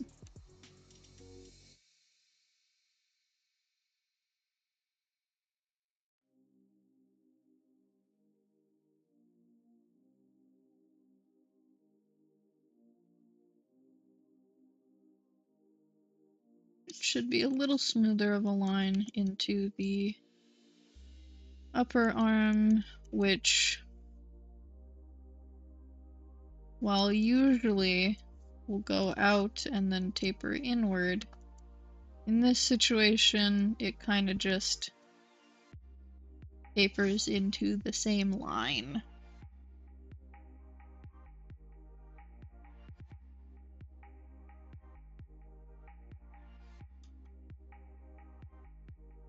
Yeah, something like this-ish.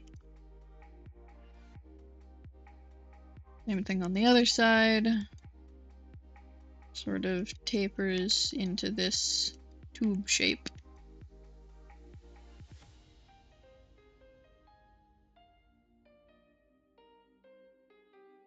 I didn't give him eyebrows, damn it. Just glance over and go, what's missing? Okay. I'm gonna clean this up a bit and then give him eyebrows.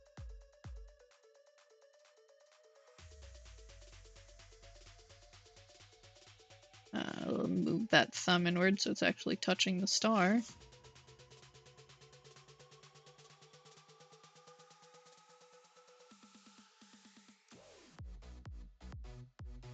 And then we move the pointer finger so that it is also actually touching the star.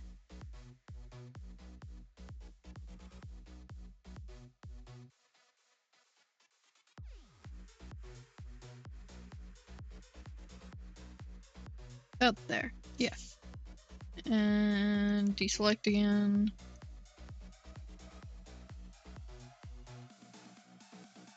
Yeah, but that'll be really nice because while the audio quality difference isn't like drastic between my headphones and my mic, I can still hear it and I still appreciate it. And I'd like to be able to hear the music in the background at a decent enough quality. Because currently I have it so that my headphones are in what's it called? Hands-free mode. Which is the only way that my computer can actually hear me through them. So I'm not able to put them in stereo mode where they actually sound decent, or just plug them in. Which, funnily enough, when it comes to like connecting to my phone, my headphones sound better through Bluetooth, but when I'm on my PC, they sound better plugged in. It might just be because the Bluetooth adapter I have is questionable. Like, it's not bad, it works, but it is just kind of thrown in there, attached to the Wi-Fi adapter for funsies. Like, it functions, but, you know. It could be better. So I tend to just, like, plug my headphones into my PC whenever I'm using it, instead of using the Bluetooth. Which I will then be able to do that during all of my streams. So I can hear what's happening too. A miracle.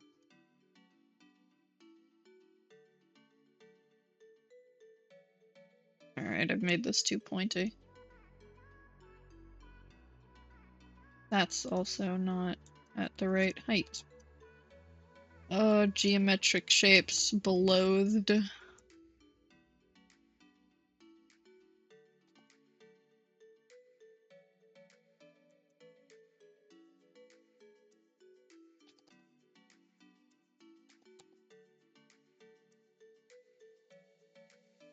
This is why I don't like math.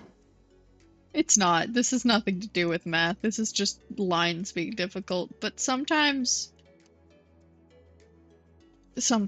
it feels like doing a math problem, but artistically, and that's agonizing.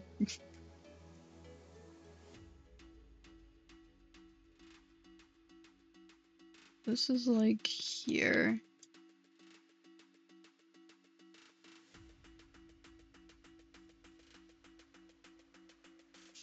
And this should be up here.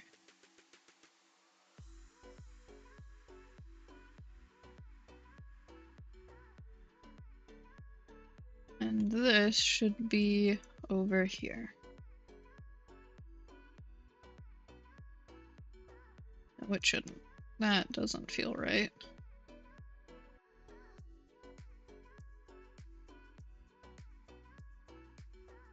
Sure, that's a star.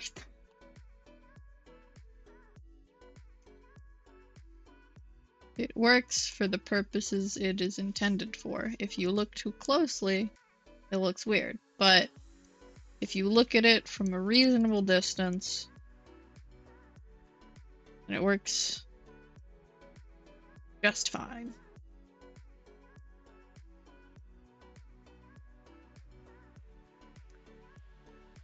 Okay, and then the little tree topper attachment thing that lets it stick onto the tree.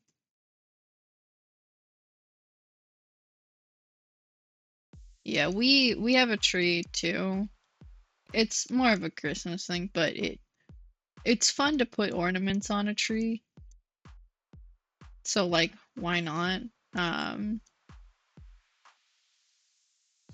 But I think the top of our tree is like a Jack Skellington thing. I think looks pretty cool.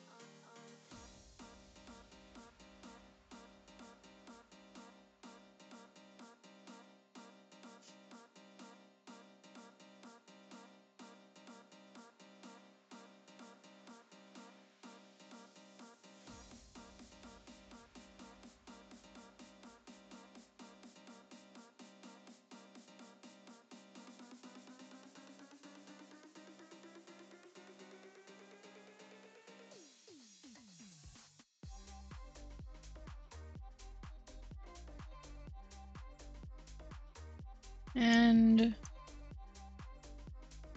bammo shablamo, a tree.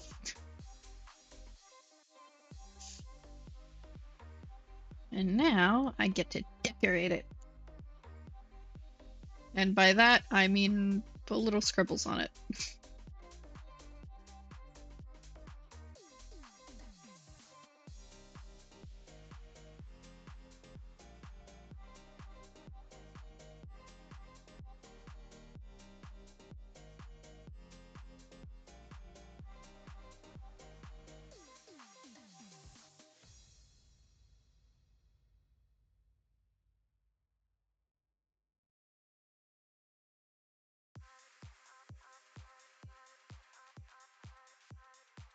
And we'll, I don't know, get like a yellow going.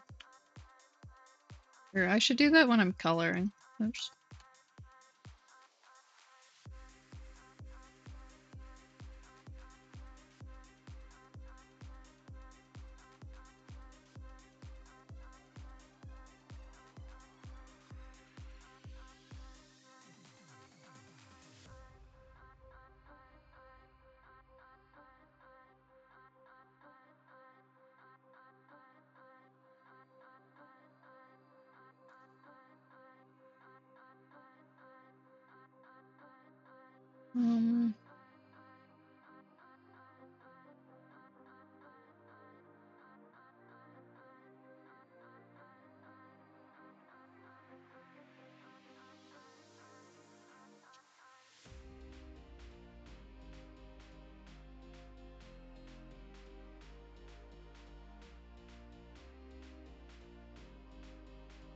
Yeah, that looks good.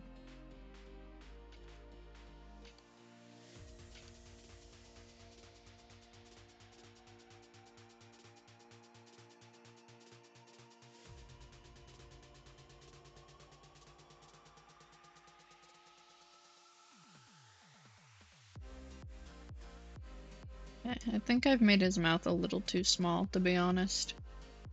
You can't really see his expression, so let's fix that.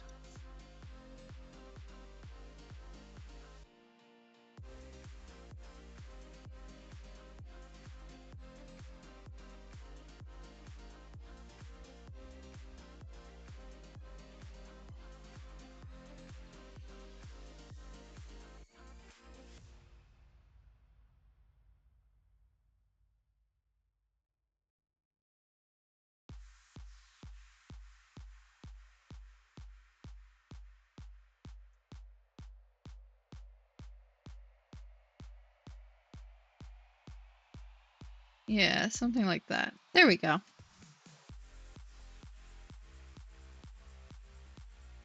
I can't tell if his face is actually smaller than it should be, or if I'm just tricking myself because the lines are thinner. I think it might be because the lines are thinner, but I don't know.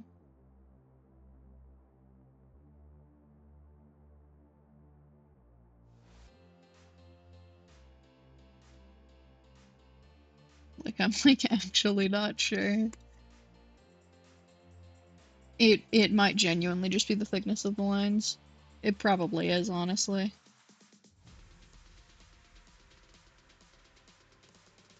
I did not deselect that properly.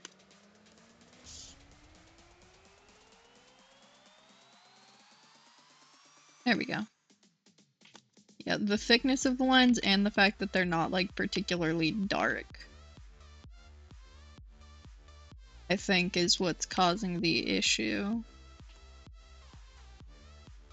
So if we darken the lines, that should help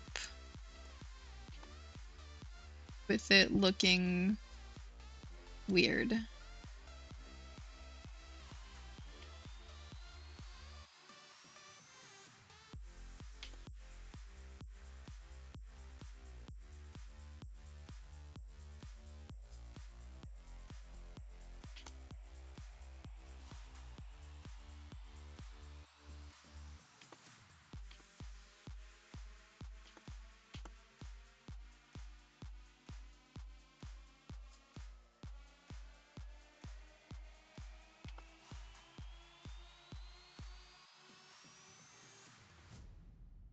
Okay, and then we add a couple like extra little details to his hair so it doesn't look empty. But also erase that.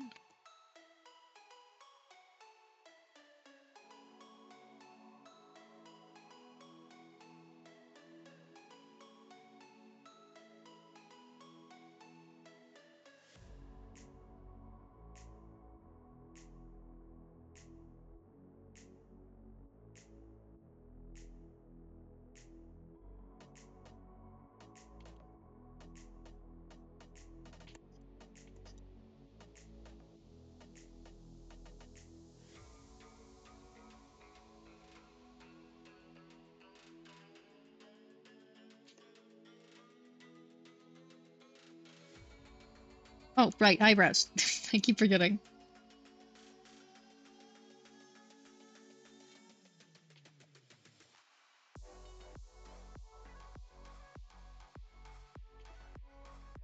And get rid of those guidelines.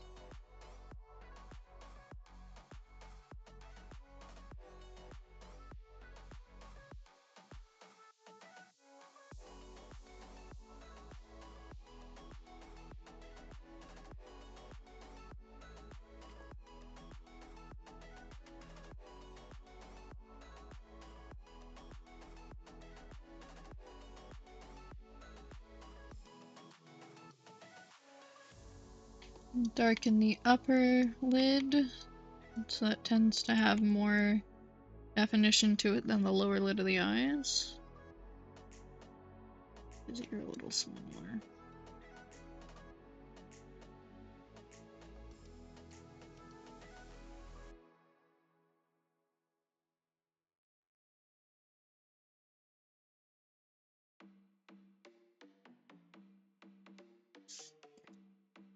And fix his hair.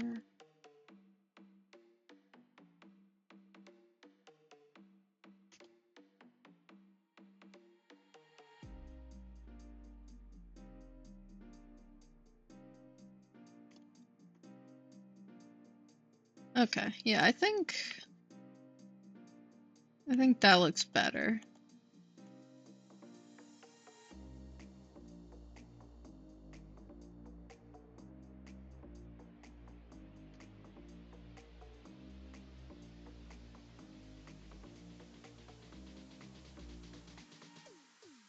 This part's on the other side, so it wouldn't be visible.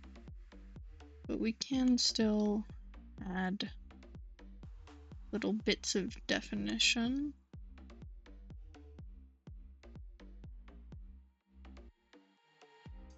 With the hair. Add interest.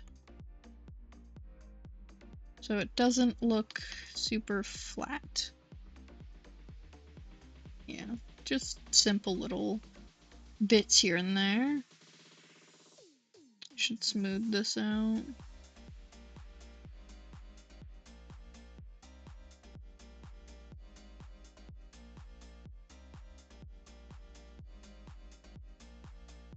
don't know. His head is definitely too small. Okay. I wasn't fooling myself with the lines. It is a little too small, actually. Alright, mystery solved. I figured it out.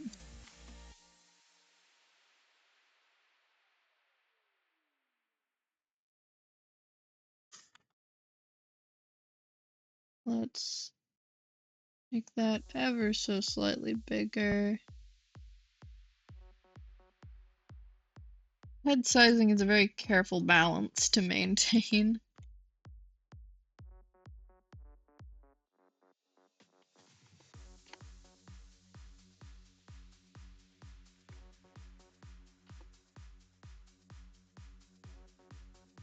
You don't want to make it too big, because then it'll look ridiculous, but you also don't want it to be too small, because then it'll look strange.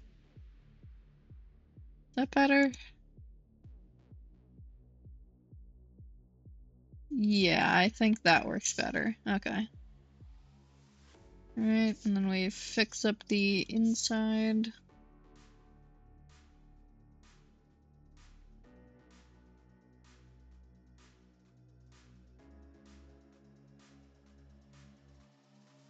Perfect.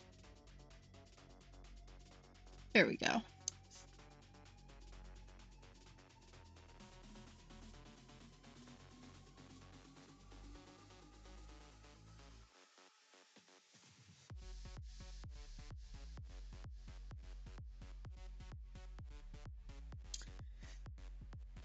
Now, I'm gonna fiddle with his fist just a little bit before we get to details, because it's slightly bothering me.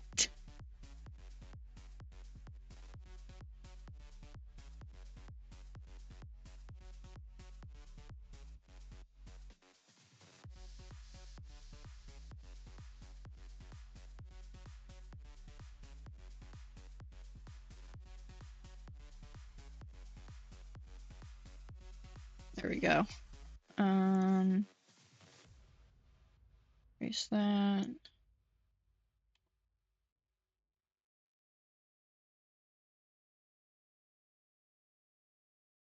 Actually, don't erase it fully, but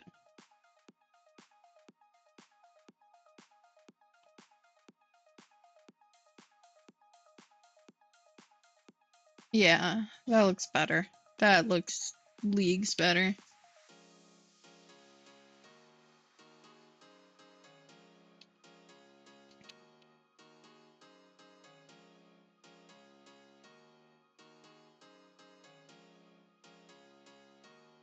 Smooth that out a bit. Alright. Now that we have the base structuring and their faces done, can I add clothing?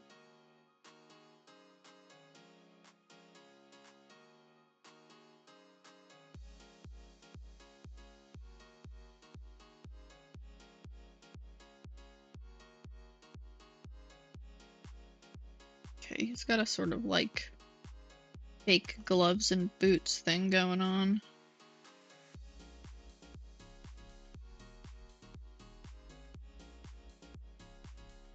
Like the upper calf.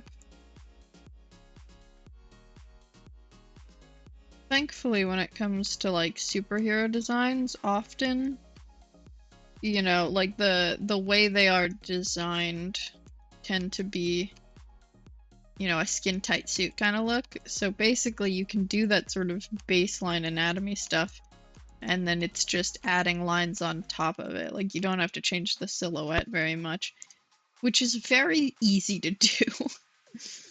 It definitely makes the process easier, which makes sense considering I'm pretty sure superheroes originated in comics. And, you know, the character's getting drawn over and over and over again, so you want it to be as streamlined and easy as possible. So having something where you don't have to fiddle with the outline a bunch over and over makes a lot of sense, design-wise. you know, it's the kind of thing where, like, for an animation, a character design would be like a lot simpler than a one-time drawing, because, you know, you're gonna be like drawing them over and over and over again, so you want it to sort of like you want it to be a little easier to pull off.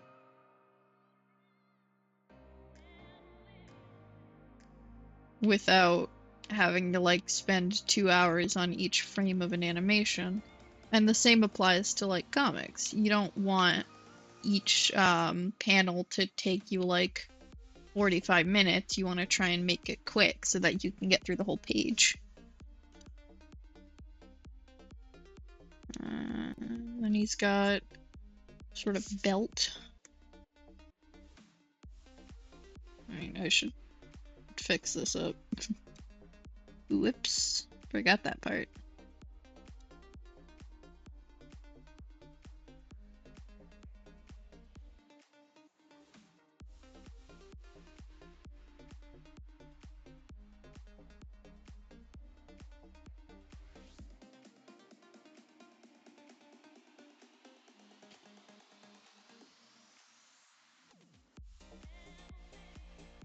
And that extra shadowing, and then we leave that there. And give him his belt. That's like... yeah, that's like here-ish.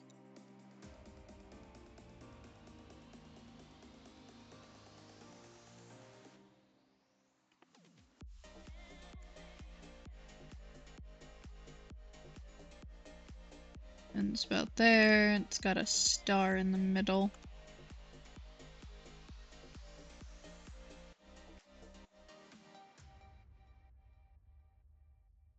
Oh god, another geometric shape. Oh no. At least it only has 4 points.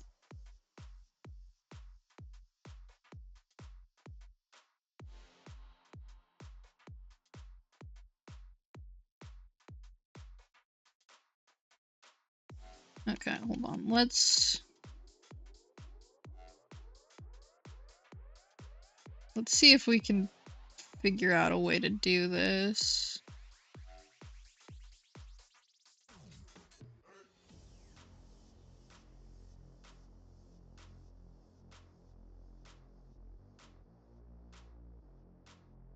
Get the diamond shape. And then erase the edges.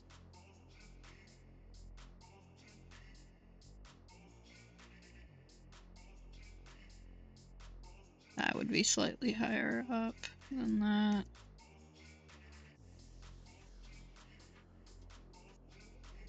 And then from there, we pull out the sides, I think. Yes, that looks okay.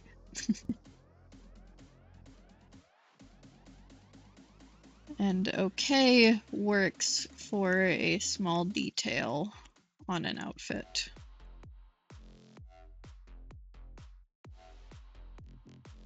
When it comes to art, sometimes you gotta sacrifice perfection for the sake of sanity, when it's something that people aren't going to be looking at most of the time. Like a detail that they'll glance at and then move on from.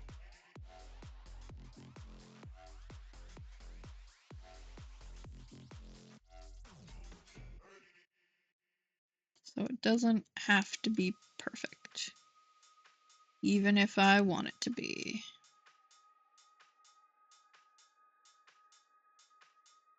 Okay, and then a band going around the band.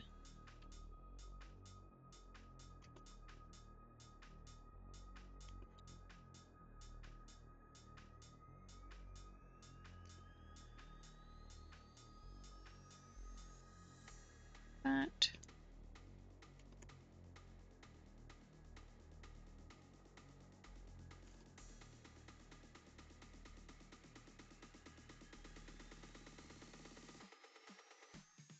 out really well. That went shockingly well. I did not expect it to go that well.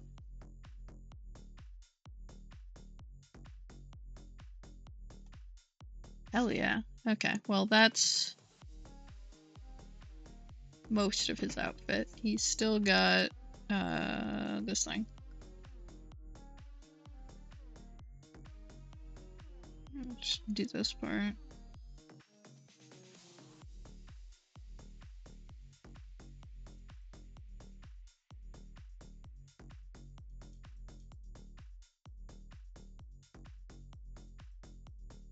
Starts pretty far out.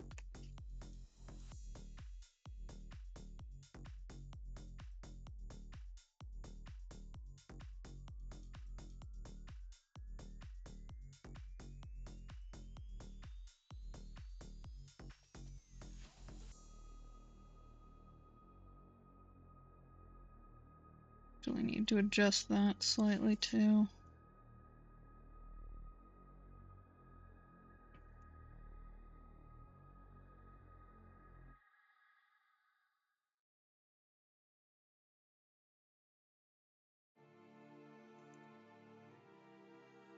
There we go. Ish. Yeah, there.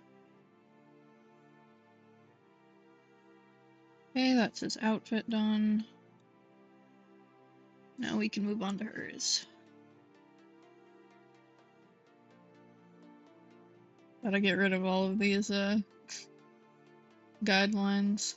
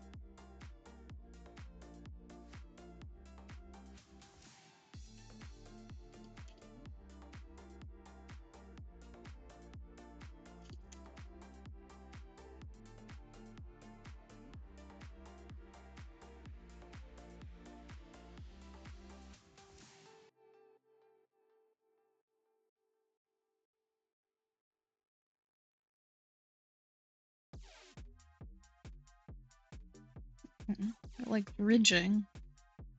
Oh, like star ends. That makes sense. Good motif work there.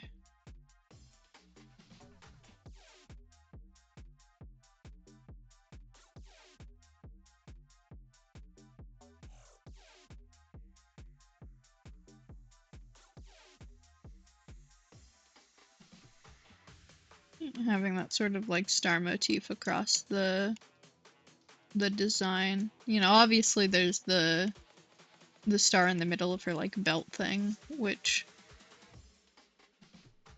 adds to that, but across the design, all of the like edge bits where there's, you know, like spikes look similar to the sort of spikes of a star, which is good consistency.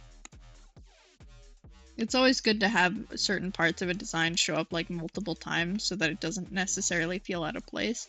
It's a thing you can do with colors too, and that's why like color palettes often exist, because keeping things with like a number of colors, like it can be small or like you can have like a couple colors or a lot, but as long as colors are being used in multiple places, they will tend to look cohesive.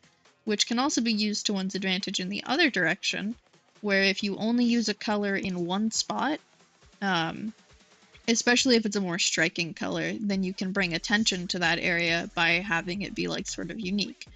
You know, for example, having like a really warm color palette, but the eyes are like a vibrant cyan or something.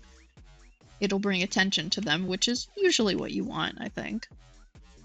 You know, the face and the eyes tend to often be the focal point of characters. Not always, but often.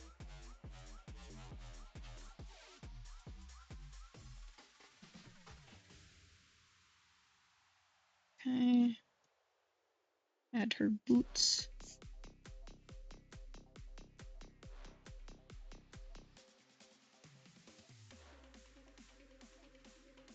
She's stepping forward, which would bring this down. Yeah.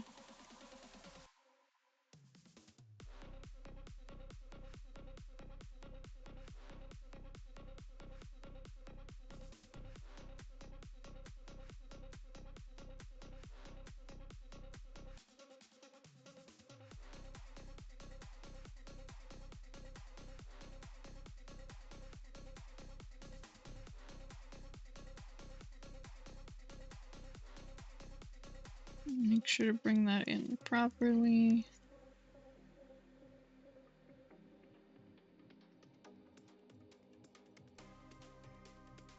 Any specific details on the shoe? No. Okay.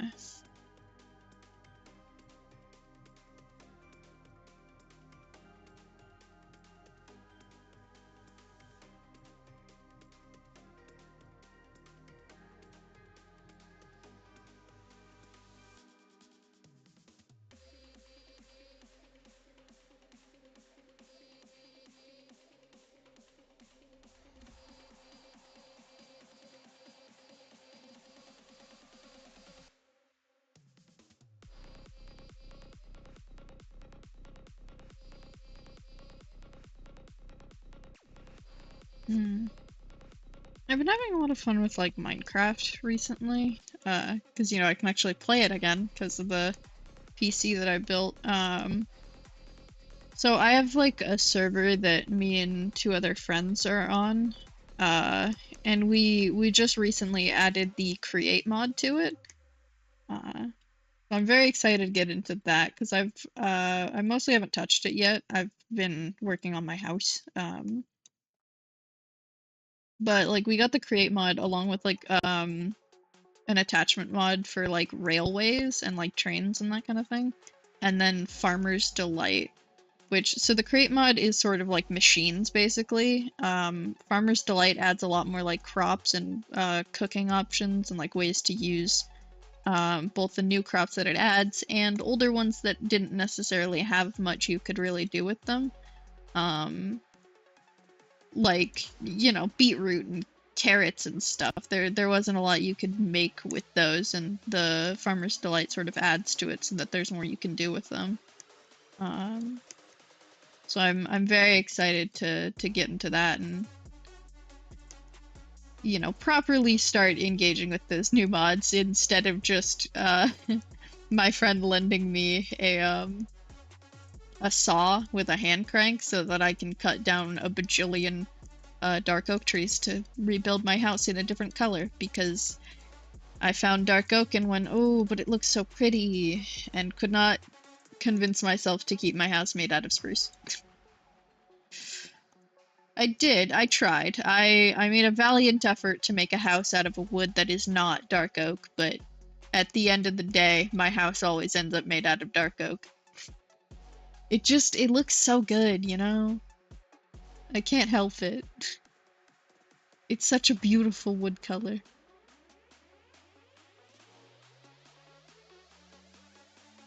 But you'd think I might like try out the new woods, you know, like the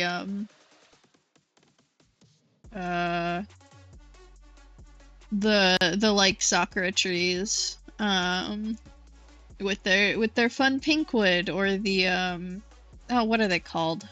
They've got like flowers on their leaves. Is it acacia? No, I think it might be acacia. I don't know.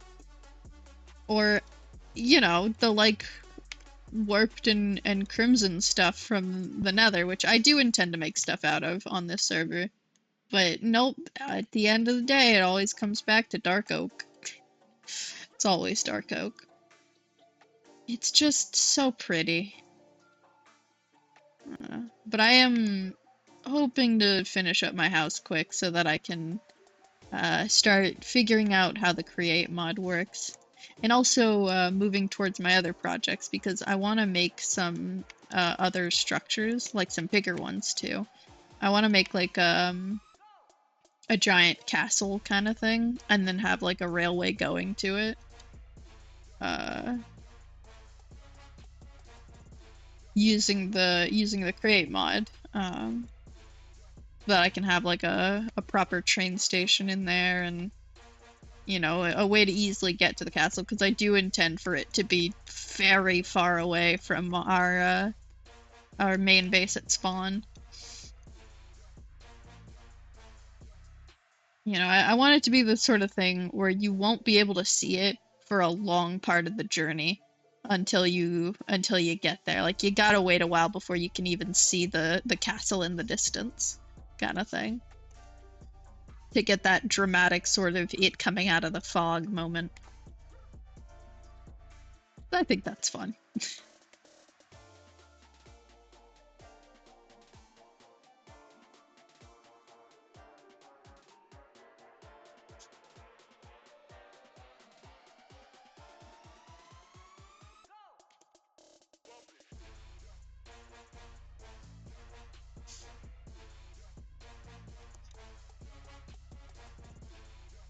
So I'll probably get around to that after stream if I don't end up working on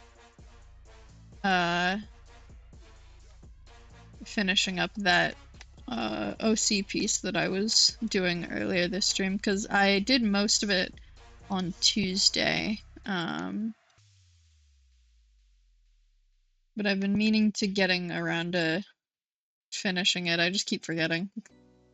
I really want to post anything on Instagram and Tumblr. I want to get that stuff going.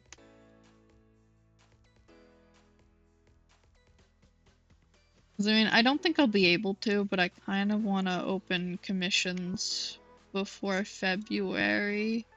Because I will very likely not be able to make enough for it in time, but I want to at least try and get the camera. Because I'm going on a trip, a yearly trip on February, down to a sort of beach location that's pretty far from my house. And I think it'd be fun for that to be a part of the, like, set of photos that are my first ever pictures I've taken on my journey into photography. Because, you know, it's somewhere I go every year, and I already have phone pictures of the place, so I feel like it'd be fitting.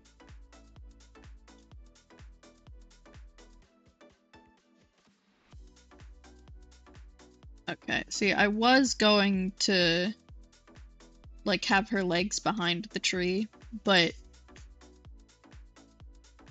I drew these legs really well, so I kind of don't want to.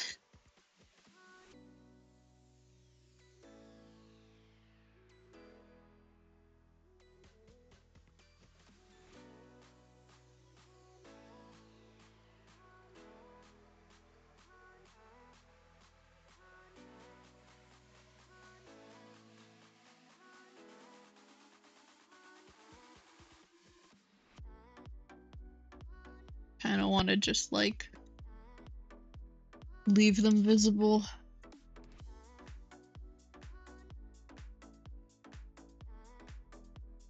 I see the problem. I think this is too short. Pull that back slightly. Yeah, like that.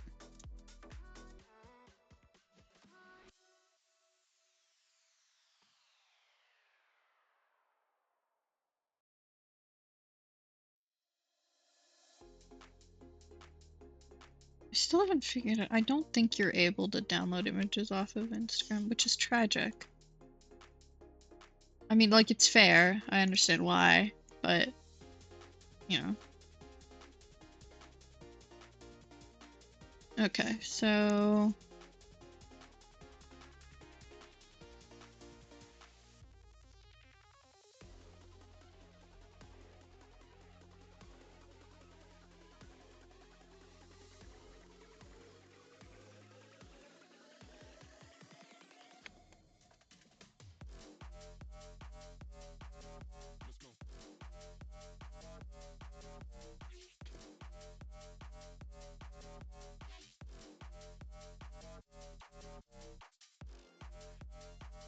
yeah, this is actually really fun though. I don't draw characters in like scenery like this very often, where it's just like part of a scene.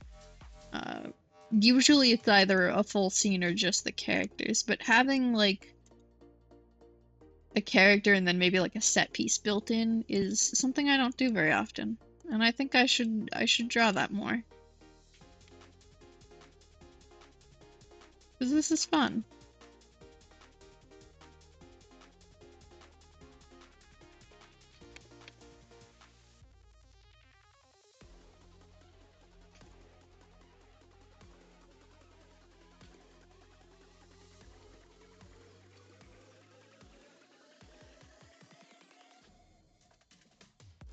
Especially in a sketchier style. It's kind of relaxing because I'm not expecting, you know, like the set piece to look perfect. You know, the tree isn't perfect. I could do better, but it looks fun. And having like the characters interacting with an object in the world around them definitely makes it look a little better.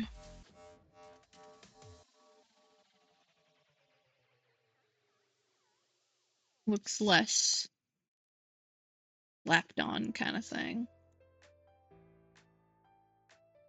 Or just like, you know, they're very basically put into the frame, and it makes it actually look kind of like they're in a real space, even if we can't see all of said space.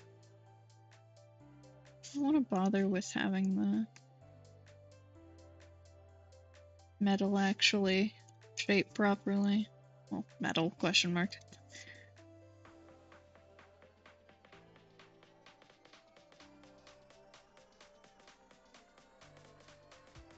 Not really. That looks kind of weird.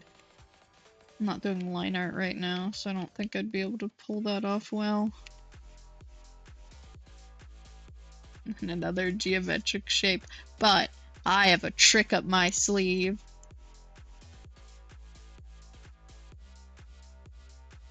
Because I already made a geometric shape. I'm pretty sure Krita has a star shape. No, it doesn't actually. Never mind.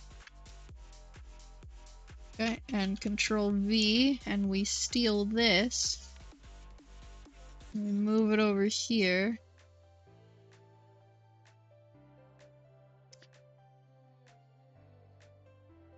We shrink it down.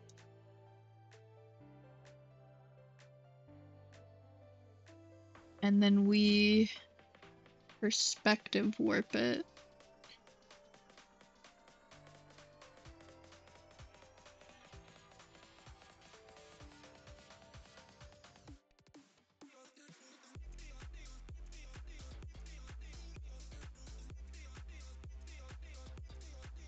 Now, it's not a perfect sort of perspective warp because I don't know if Krita has warp mesh like Metabang does, but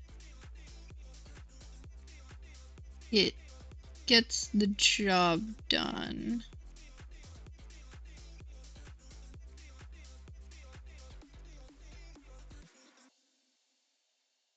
And bammo shablamo, you got yourself a geometric shape.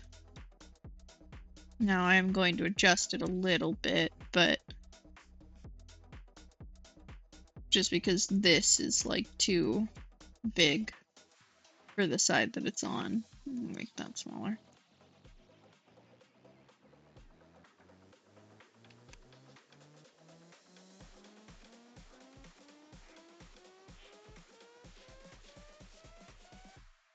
Well, actually, I can just squish it. I don't have to redraw the thing.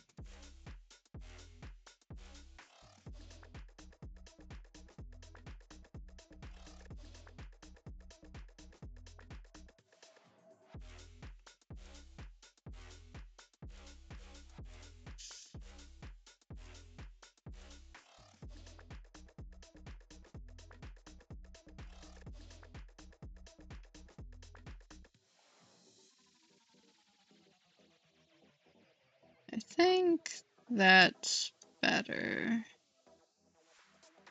Yeah. And then we grab this point as well and adjust that.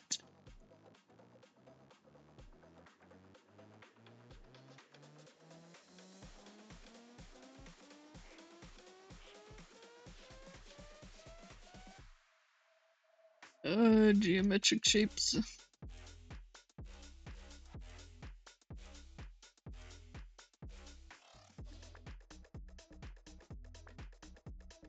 I think that looks good.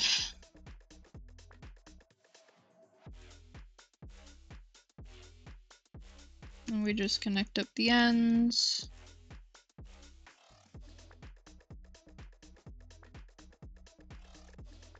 That's way too small.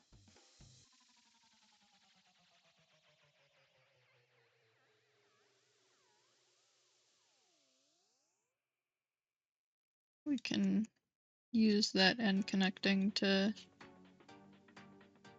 sort of futz with this one too. Make it a little bit bigger. Just a smidge. Because we don't have to stick with the exact thing we were originally given. We can sort of adjust it to fit a little better with the current shape since it's now at a perspective. So it's gonna look a little different.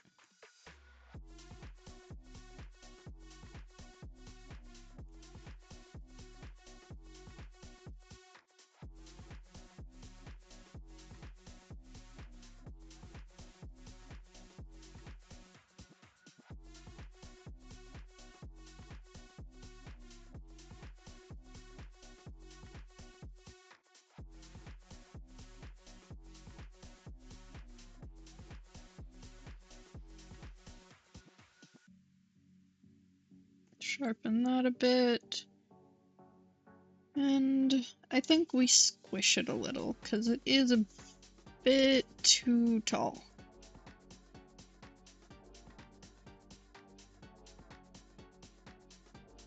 Same with this side.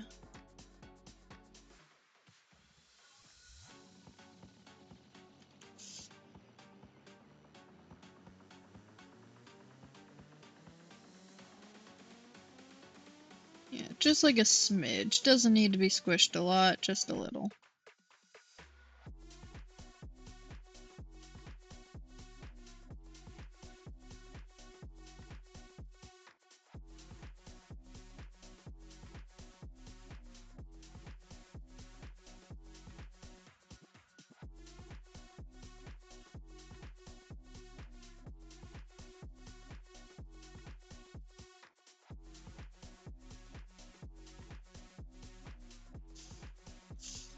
This one seems like it wants to be difficult.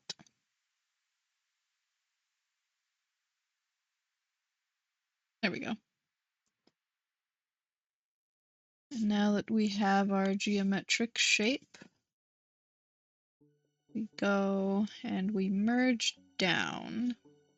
Or merge with layer below, and voila! A star! Okay, and she's got like the spiked bits on the extremities.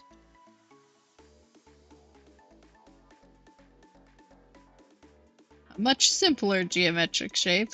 Triangles. Love me some triangles.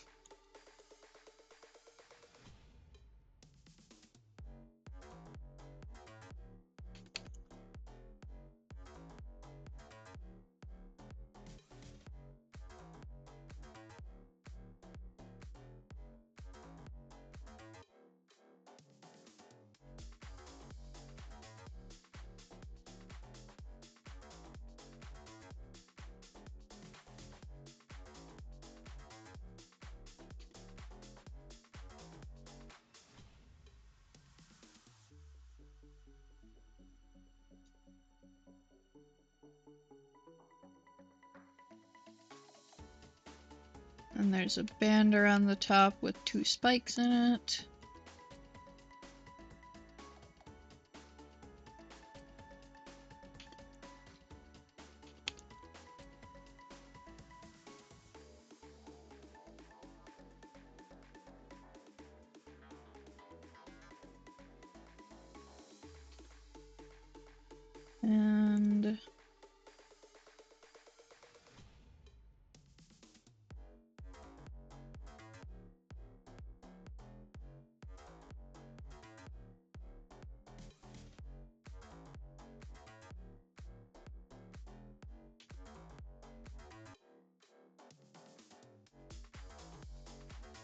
There we go.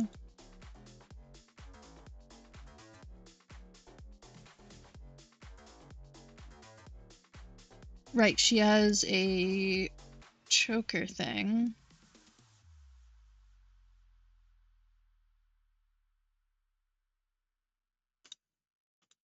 She has like a gem on it. Yeah, detail work is generally relatively relaxing, I'd say. I mean, I like sketching, but most of detail work is just like throwing stuff on there. Okay, and a sort of crown. I never erased the guidelines on her face. I also never gave her eyes. That's ever so slightly important. You know, it's just kind of helpful for a character to have irises.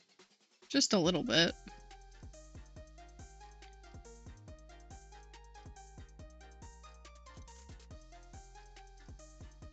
That's absolutely not.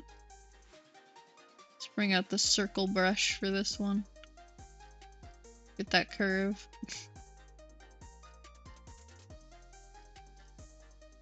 I'll probably have to redraw the mouth a bit.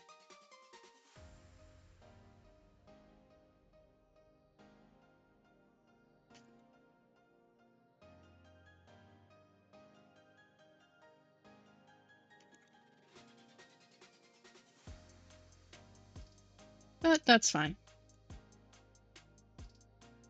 Sometimes you just gotta go in and redo something. It's part of the process.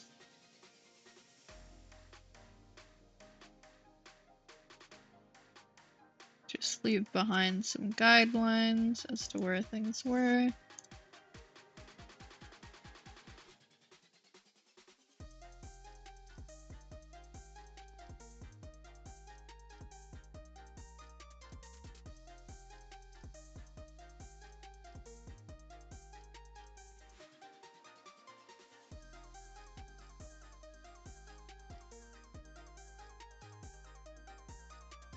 And there.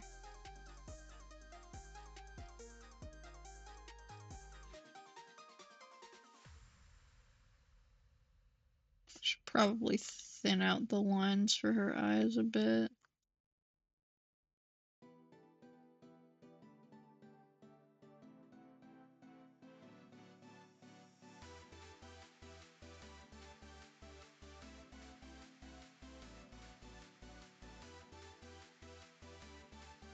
Yeah, her eyes are definitely off kilter. Oh wow.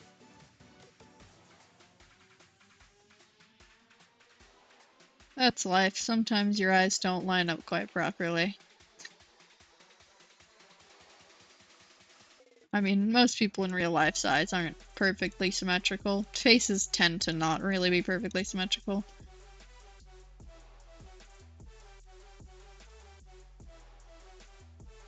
She has like a crown thing going on. Wonder Woman style. Nice.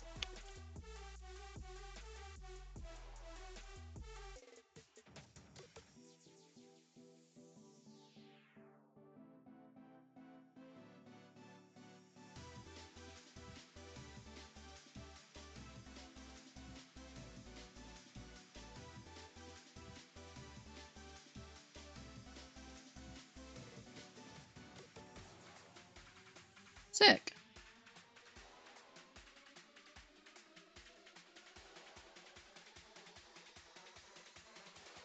Alright, now I would color this, but it is currently 8:13, and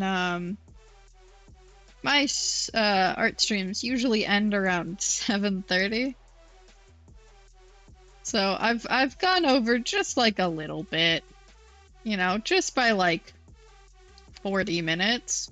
Ah, psh. So I'm probably gonna end it here. I appreciate everyone for coming by, hanging out in chat. Whether you commented or not, you being here is pretty damn cool. Typical information stuff. I stream Tuesdays, Fridays, and Saturdays. Except for specifically this Saturday, that stream will be moved to Sundays. My streams all start at 5 p.m. PST. Art during the weekdays, games on the weekends. Yeah. You can find me here on Instagram, Tumblr, generally always under the same name. Thank you for coming by, Mr. Elastiman. Well, hello there, Sheaf. Speaking of you, I have a fun little button to press. Sorry, it's delayed for me to see it. Yeah, I don't think you're listening. Okay, where is it? Where is it? Creator dashboard. Stream manager. Raid channel. Ocarina Sheaf.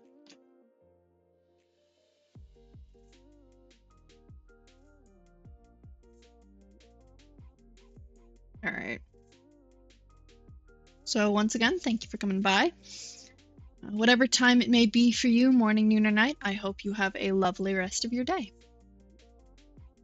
Bye-bye. Stop streaming.